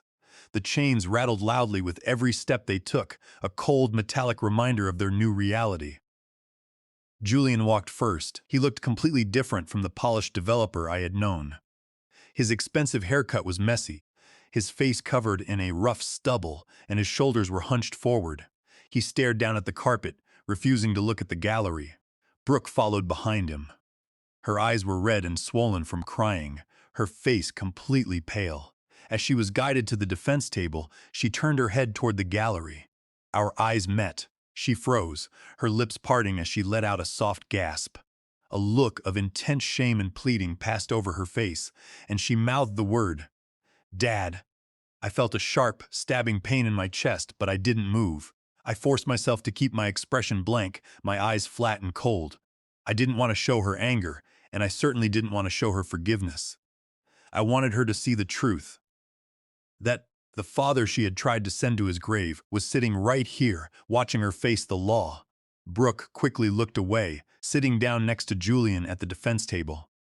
Their court-appointed attorneys stood on either side of them. On our side, Assistant District Attorney Laura Higgins stood up. She was a sharp, confident woman in her early 40s, wearing a tailored navy suit. She cleared her throat and began reading the formal charges. "Your Honor," Higgins said, her voice echoing clearly in the quiet room.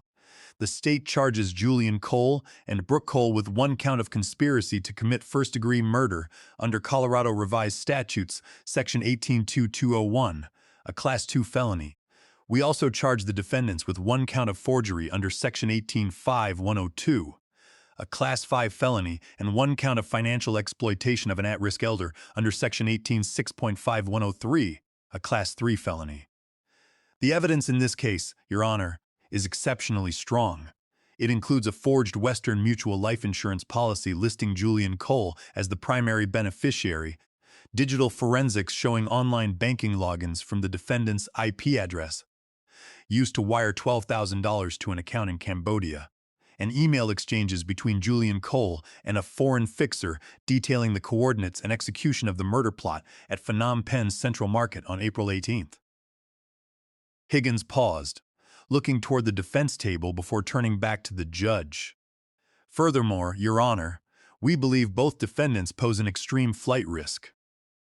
When the police executed the arrest warrants yesterday morning, Julian Cole was in his private office packing a suitcase with his passport, cash, and corporate credit cards.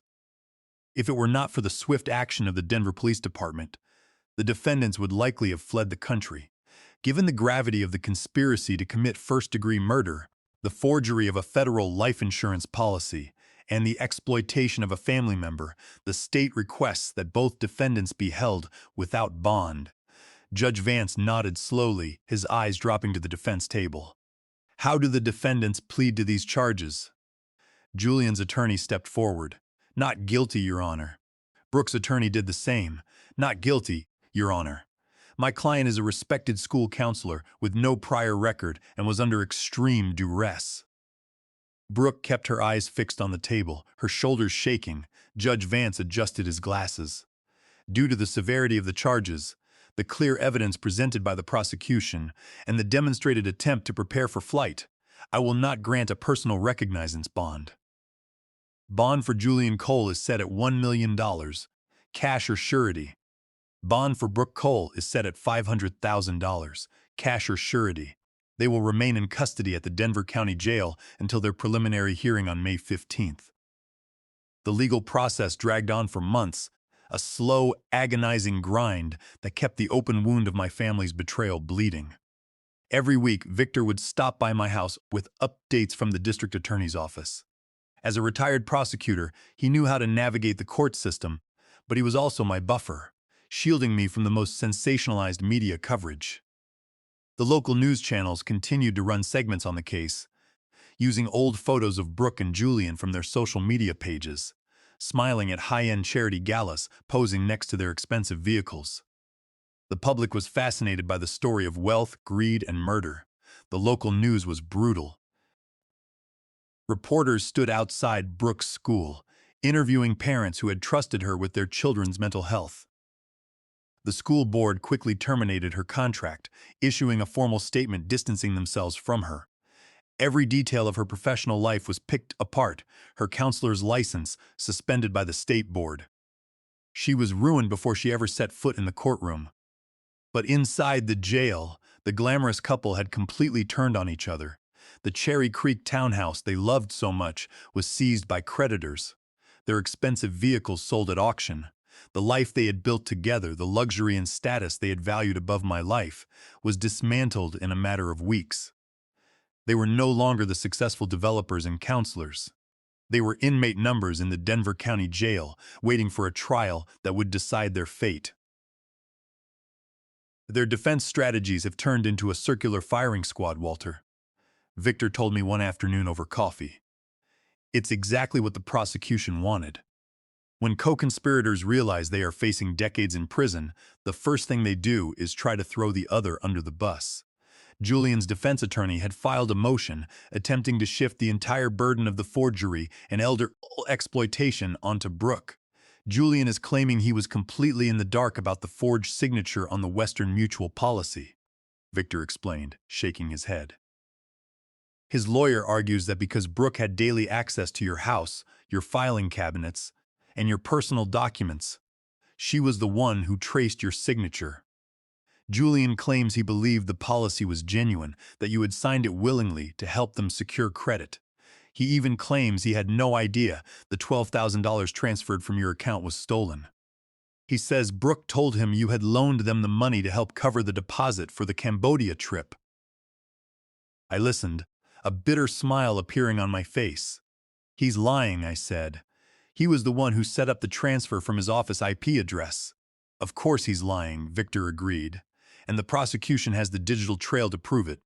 But it shows how desperate he is. He's trying to paint himself as an innocent businessman who was misled by his wife. Brooke, on the other hand, was fighting back with a defense based on coercion and manipulation. Her attorney is building a defense around domestic duress, Victor said. They are presenting records of Julian's financial control over their marriage, showing how he had cut her off from their joint accounts and threatened to leave her ruined with $3 million of personal liability. Brooke claims she only signed the guarantee documents because Julian threatened her. She admits she helped him access your bank account, but she claims she had no idea Julian was using the $12,000 to hire a contract killer. She says she thought the money was for a legitimate travel agent and hotel bookings. She knew Victor, I said quietly, the memory of her tears at gate B23 fresh in my mind. She tried to stop him at the airport. She said, "Julian, we can't do this. He's my father. If something happens to him, I'll never forgive myself." If she thought it was just a vacation, why would she say that? Why would she hug me and beg for forgiveness? She wouldn't, Victor said softly. The prosecution is going to use that exact conversation, which Gerald Thornton overheard and testified to prove Brooke's complicity. She knew about the danger to your life, and she chose to stay silent and walk away, leaving you to board that plane. That makes her a co-conspirator to first-degree murder under the law, regardless of who the mastermind was. The trial was scheduled for late September. The district attorney's office had made it clear that they would not offer any plea deals that didn't involve significant prison time for both defendants. They wanted a public trial to show that financial exploitation of elders and murder-for-hire plots would be prosecuted to the fullest extent of the law.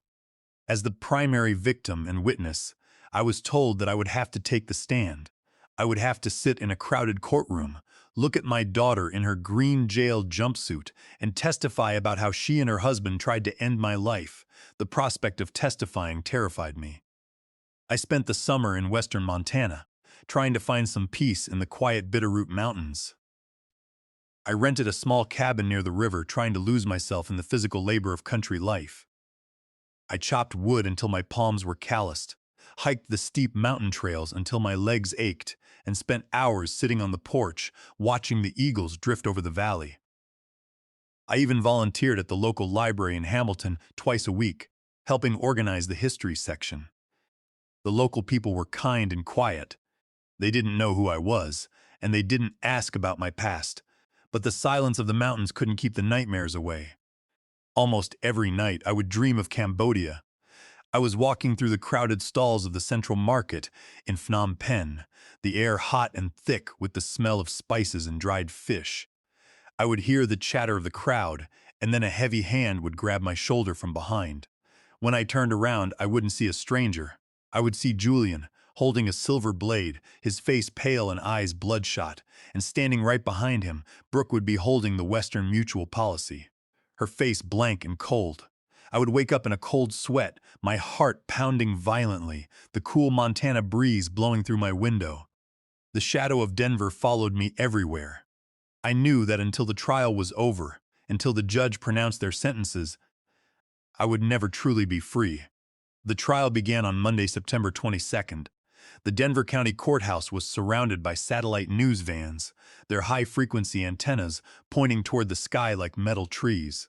The courtroom itself was packed, every seat in the public gallery occupied by journalists, legal observers, and curious citizens. I sat in the witness waiting room, my stomach twisted into tight, painful knots. Victor sat next to me, his presence a quiet, solid anchor.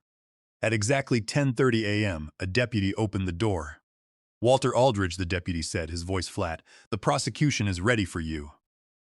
I stood up, adjusted my dark gray suit jacket, and followed him into courtroom 4D. As I walked through the double doors, a low murmur ran through the gallery. I kept my eyes fixed on the witness stand, refusing to look at the defense table. I climbed the 2 wooden steps, stood before the clerk, and raised my right hand. "Do you solemnly swear to tell the truth, the whole truth, and nothing but the truth?" the clerk asked. "I do," I said, my voice steady, echoing in the quiet room. I sat down in the high-backed wooden chair, looking out at the courtroom. I looked toward the jury box. There were 12 jurors and 2 alternates. Ordinary citizens of Denver, including a retired schoolteacher, a young postal worker, and a mechanic. They were looking at me with expressions of deep sympathy, their eyes soft. I knew that my testimony would be the foundation of their decision, a heavy responsibility that made my hands cold. Directly in front of me sat the prosecution table. Assistant District Attorney Laura Higgins stood up, offering me a professional, reassuring nod. To my left, at the defense table, sat Julian and Brooke. They were no longer wearing jail jumpsuits. They had been allowed to dress in civilian clothes for the trial. Julian wore a dark blue suit, looking polished but pale and noticeably thinner. Brooke wore a simple gray dress, her hair pulled back in a neat bun. She looked frail, her eyes cast down. Higgins began her questioning. In a quiet, measured voice, I walked the jury through the events of the past year. I described Margaret's death, the crushing loneliness that followed, and the dinner where Brooke and Julian had presented me with the Cambodia tickets. "I was so happy," I testified, looking toward the jury box. "I thought my daughter was trying to help me heal. I had no idea that they were already facing foreclosure or that my house was being targeted as a payout." I described the morning of April 15th, the tense car ride to the airport, and the boarding gate. As I recounted Brooke's final, desperate hug and her whispered words, "I'm so sorry, Dad. Please forgive me," I heard a soft sob from the defense table. I looked over. Brooke had buried her face in her hands, her shoulders shaking violently as she wept. Her attorney, Mr. Fletcher, placed a gentle hand on her arm, whispering to her, but she couldn't stop. Julian sat beside her in rigid, stony silence, his jaw clenched, his knuckles white where he gripped the edge of the table. He didn't offer her a single word of comfort or look in her direction. The division between them was as wide as the ocean. "Mr. Aldridge," Higgins asked, holding up a copy of the Western Mutual policy, "did you ever sign this document?" "No," I replied, my voice firm. "I never saw it until my friend Victor showed it to me." "And the $12,000 that was transferred from your savings account on April 1st? "It was my entire remaining retirement savings," I said, my chest tightening. "I did not authorize the transfer. I had no idea it had been wired to Cambodia." "Thank you, Mr. Aldridge," Higgins said, returning to her table. "No further questions." Then the cross-examination began. Julian's attorney, Mr. Craig, stood up. "Mr. Aldridge," he began, his voice smooth, "is it true that your daughter Brooke handled all of your personal mail and bills during Margaret's illness?" "Yes," I answered. "And she had full access to your study, your filing cabinets, and your checks?" "Yes." "So, is it possible that Brooke was the one who forged your signature and that my client, Julian, sincerely believed the policy was genuine?" "Objection," Higgins said, standing up. "Calls for speculation." "Sustained," Judge Vance ruled. "Move on, counsel." Mr. Craig tried another angle, attempting to paint Julian as a victim of his wife's family ties, but I refused to play his game. "I only know the facts, Mr. Craig," I said, looking him dead in the eye. "My money was wired from Julian's office IP address. The policy listed Julian as the primary beneficiary. The emails planning my death were sent from his account. I don't know who inked the pen, but Julian was the one who stood to gain $350,000 from my grave." Then Brooke's attorney, Mr. Fletcher, stood up. "Mr. Aldridge," Mr. Fletcher said, his tone gentle, almost fatherly, We have presented evidence showing that Julian Cole exercised complete financial control over your daughter. We have shown that he threatened to leave her bankrupt and ruined. Isn't it true that Brooke was always a gentle, loving daughter? Isn't it true that she spent her final weeks with her dying mother, promising to look after you? Yes, I said, my voice dropping. That is true. And when she hugged you at the airport, Mr. Fletcher continued, she was crying. She tried to stop it. She said they couldn't go. Isn't it possible that she was a victim here, terrified of her husband, and that she did not want you to die? She walked away, I said, the words falling like lead in the silent courtroom. She knew my life was in danger. She knew they had sent $12,000 to Cambodia, and she walked away, leaving me to board that plane. She was my daughter, Mr. Fletcher, and she left me to die. Mr. Fletcher looked down, his expression grim. No further questions, Your Honor. I stepped down from the witness stand, my legs feeling heavy and weak. I walked back to the gallery and sat down next to Victor, who squeezed my shoulder in a silent gesture of support. My role in the trial was over, but the prosecution's case was just beginning. Over the next 4 days, Laura Higgins systematically laid out a mountain of cold, indisputable evidence. The first witness was Gerald Thornton. He took the stand and, in a clear, calm voice, described the conversation he had overheard in Concourse A. I heard the male defendant say, Phnom Penh, Central Market, Day 3. Make it look like a robbery gone wrong. Gerald testified, his eyes fixed on the jury. And I heard the female defendant crying, saying she wanted to call it off. But her husband told her they had no choice because the deposit was sent.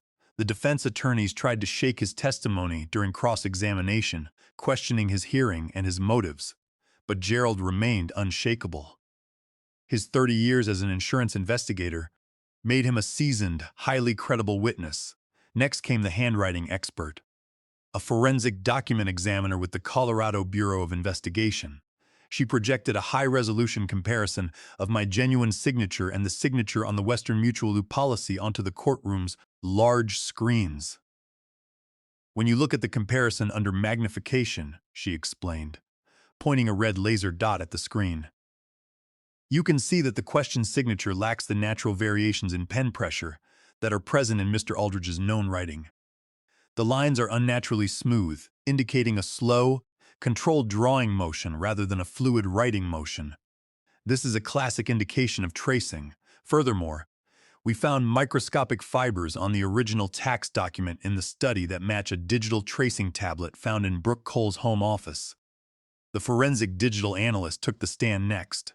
He explained the IP logs, proving that the online bank login and the subsequent wire transfer of $12,000 had originated from the internet connection at Julian Cole's Cherry Creek office on the morning of April 1st. He then read the emails between Julian's corporate email account and the encrypted Proton Mail address. The email exchange is highly detailed, the analyst testified. It outlines the target's physical description, the travel dates, the hotel name, and the specific coordinates for the excursion on Day 3. The sender, writing under Julian Cole's credentials, explicitly requested that the incident look like a robbery at the western entrance of the market. The Cambodian recipient confirmed receipt of the $12,000 wire transfer and agreed to the terms. The defense tried to argue that anyone could have accessed Julian's computer, but the prosecution countered with security badge records, proving that Julian was the only person inside the office suite at the time the emails and the bank transfer were initiated. By Friday afternoon, both the prosecution and the defense had rested their cases. The closing arguments were brief but powerful. Higgins called for justice for a father who had been betrayed by his own flesh and blood, while the defense attorneys made desperate pleas for their clients, painting them as victims of circumstance and each other. On Monday morning, September 29th, the jury was sent to deliberate. The waiting was agonizing. Victor and I sat in the courthouse cafeteria, drinking bad coffee and staring at the clock. The hours crawled by, 1 hour, 3 hours, 5 hours. The court went quiet, the halls emptying as the afternoon went on. At 4 p.m., my phone buzzed. It was Laura Higgins. "We have a verdict, Walter," she said quietly. "They're bringing the jury back in." We hurried back to courtroom 4D. The gallery was packed once more, the atmosphere electric with anticipation. Julian and Brooke sat at the defense table, their expressions tense. Judge Vance took his seat. "Has the jury reached a verdict?" The foreperson, a middle-aged woman in a dark blazer, stood up. "We have, Your Honor." She handed a folder to the bailiff, who carried it to the judge. Judge Vance opened it, scanned the papers with a blank expression, and handed them back. "The clerk will read the verdicts," Judge Vance ordered. The clerk stood up, holding the papers. "In the case of the people of the state of Colorado versus Julian Cole, on the charge of conspiracy to commit first-degree murder, we find the defendant guilty." A low gasp ran through the courtroom. Julian's head bowed, his shoulders sagging. "On the charge of forgery, guilty. On the charge of financial exploitation of an at-risk elder, guilty." The clerk turned to the next sheet. "In the case of the people of the state of Colorado versus Brooke Cole, on the charge of conspiracy to commit first-degree murder, we find the defendant guilty."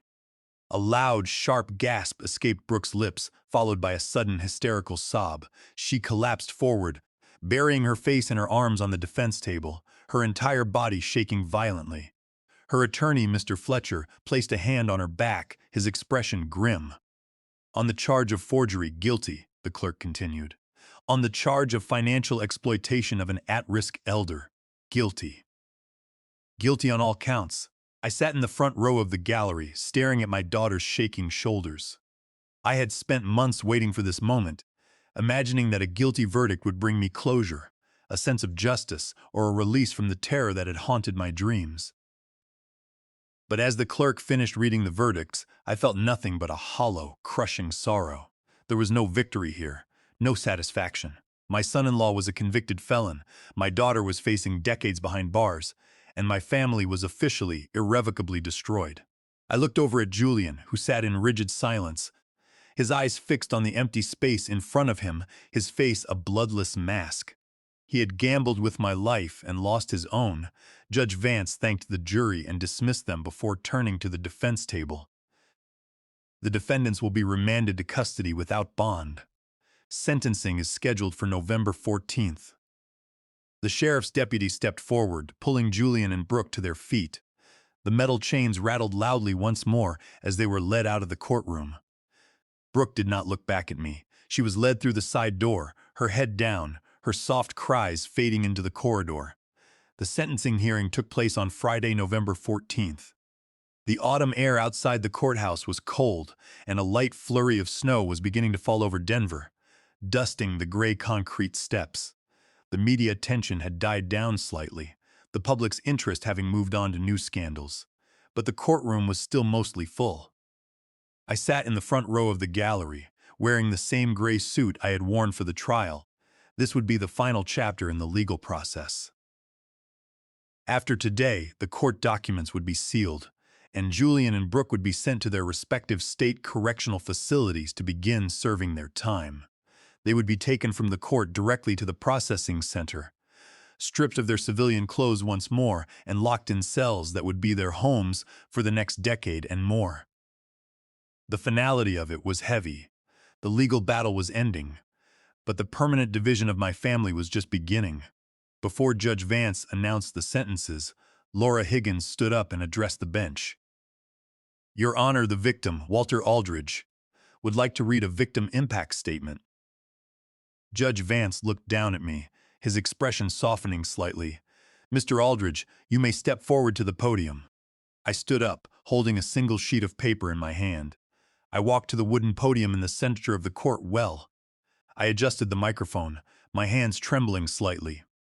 I took a deep breath, looking down at the paper, and then I raised my eyes.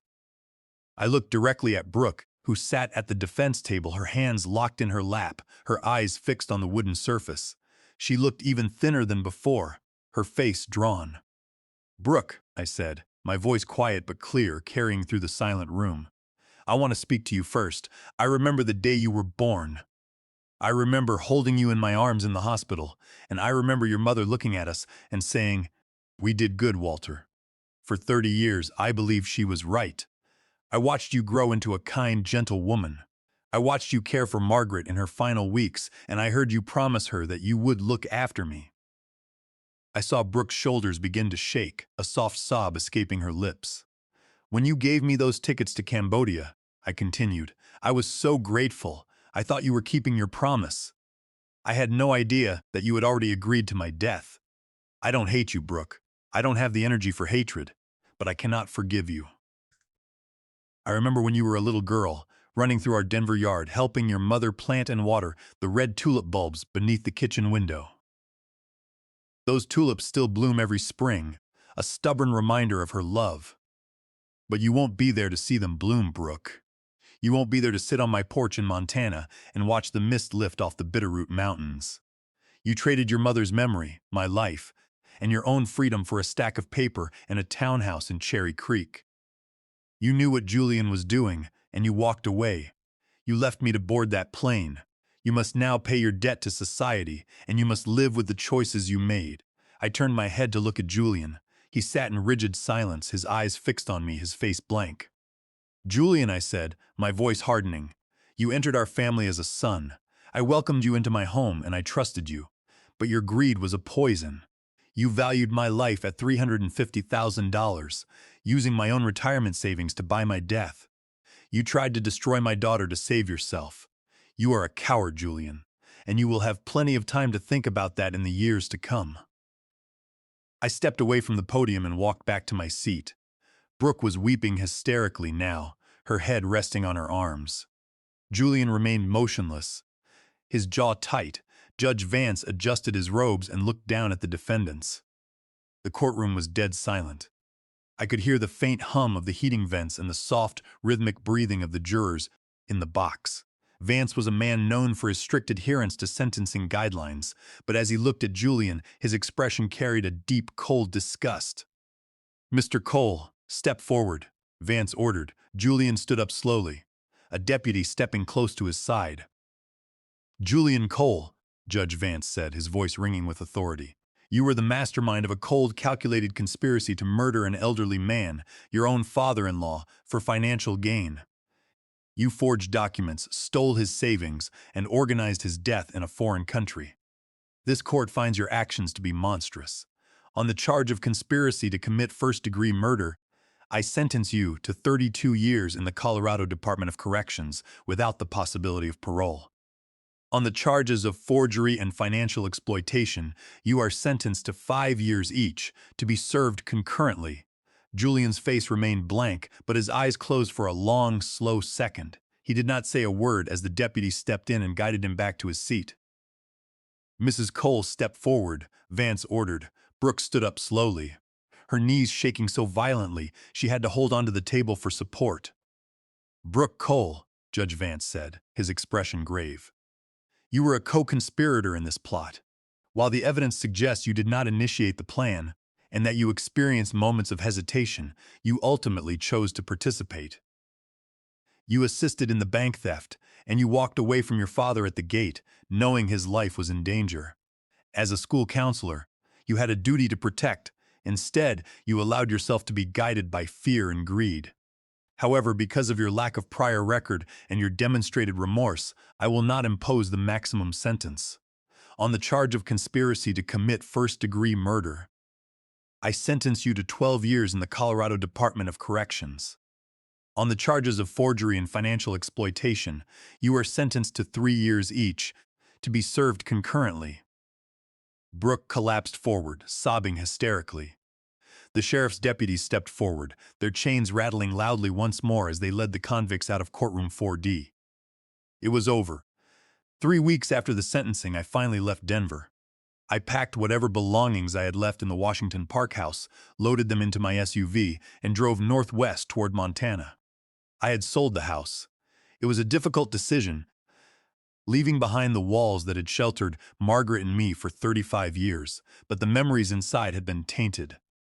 Every corner of the kitchen, every step of the stairs, and every flower bed in the garden had been overshadowed by the horror of the conspiracy. I couldn't live in a place where my own daughter had smiled while plotting my execution. I used a portion of the sale proceeds to restore the $12,000 that had been stolen from my savings account, and I put the rest into a secure retirement fund. I didn't care about the townhouse in Cherry Creek, or Julian's bankrupt firm, or any of the legal assets being fought over by their creditors. I only wanted the quiet. I wanted to escape the whispers, the reporters, and the pitying looks of my old neighbors. I arrived at my small log cabin in western Montana on a cold, crisp Tuesday evening. The cabin sits on 3 acres of pine forest near the Bitterroot Mountains, away from the highway and the noise of the town. During the first month, I threw myself into the physical work of reclaiming the property. I cleared the overgrown brush from the driveway, chopped a cord of pine wood for the stove, and repaired the weather-worn wooden steps on the front porch. I painted the shutters a dark forest green and cleaned the dust of 2 years from the interior windows. The heavy, repetitive labor was a blessing. It grounded my thoughts, forcing my mind to focus on the weight of the hammer and the bite of the saw, rather than the echoing memories of Denver. When I stepped onto the porch in the evenings and breathed in the cold, clean mountain air, I felt a sudden, profound release. The heavy weight that had rested on my chest for the past 7 months didn't disappear, but it shifted, becoming lighter, more manageable. The mountains didn't judge me. The wind in the pines didn't carry the whispers of betrayal. It was a place where I could breathe again. Now, 6 months have passed since the trial ended. Every morning, I wake up at 5:30. I make a fresh pot of coffee, wrap a woolen blanket around my shoulders, and sit on the porch. I watch the mist lift off the valley, revealing the jagged, snow-capped peaks of the Bitterroot Range. The silence here is honest. It doesn't hide any dark secrets, and it doesn't wear a fake smile. I began to establish a routine, walking down the dirt path to the mailbox every afternoon, breathing in the scent of damp earth and rotting leaves. On Thursdays, I drove the 10 miles into Hamilton, a quiet, friendly town where the cashier at the grocery store soon learned my name. We talked about the weather, the coming snow, or the fishing conditions on the river. It was simple conversation, lacking the dark undertones of Cherry Creek. I think about Gerald Thornton often. The stranger who stopped me at gate B23, the man who had lost his own daughter and couldn't bear to see another father sent to his grave. A month ago, I wrote him a letter. I sent it to his home address in Seattle, which Victor had obtained from the court records. I didn't write much. I simply told him that the trial was over, that Julian and Brooke had been sentenced, and that I was living in Montana. I thanked him once more for his courage and his humanity, telling him that because of him, I was alive to see the mountains. A week later, I received a short handwritten note in return. The paper was plain, the writing neat and firm. "Dear Walter," Gerald wrote, "I am glad to hear you are safe. You do not need to thank me. I only did what any father would hope another man would do for him. Live your life, Walter. That is all the thanks I need. Yours sincerely, Gerald." He had lost his own daughter and had to live with that pain every day. But he had chosen to save a stranger's life. He didn't want any money or public recognition. He only wanted to know that I was living. I folded the note and held it against my chest, feeling a deep warmth. I keep that note in my study, tucked inside my favorite book. It is a reminder that even in the darkest, most corrupt corners of human experience, there are still people who will stand up for what is right. I also think about Brooke. I haven't visited her at the correctional facility in Golden, and I haven't accepted her calls. Victor tells me she has written several letters, which he keeps in a secure file at his office in Boulder. He asks if I want to read them, but I always refuse.